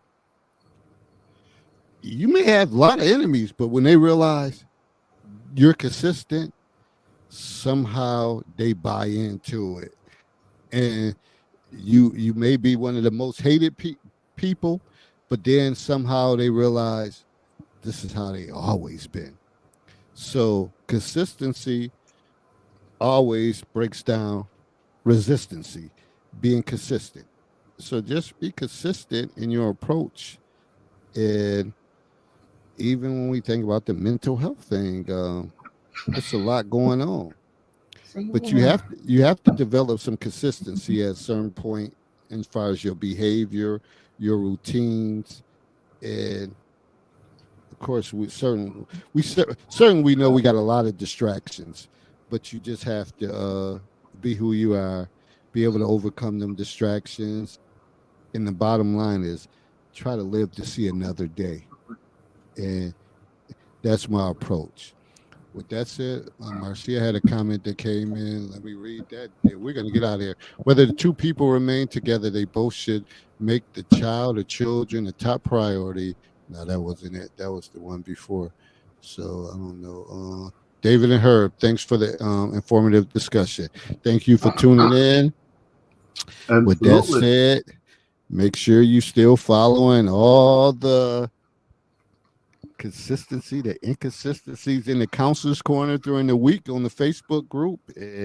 We try to bring those discussions to the live platform. We still trying to rope people to come on in, but some people, they just like to type in and they don't want the lights. They don't want to come on here, but that's the push to try to bring everybody from the group, Facebook group, to this platform, at least to be in the chat. Then hopefully we could open up people to want to get on the panel and kind of bring out more of the discussion.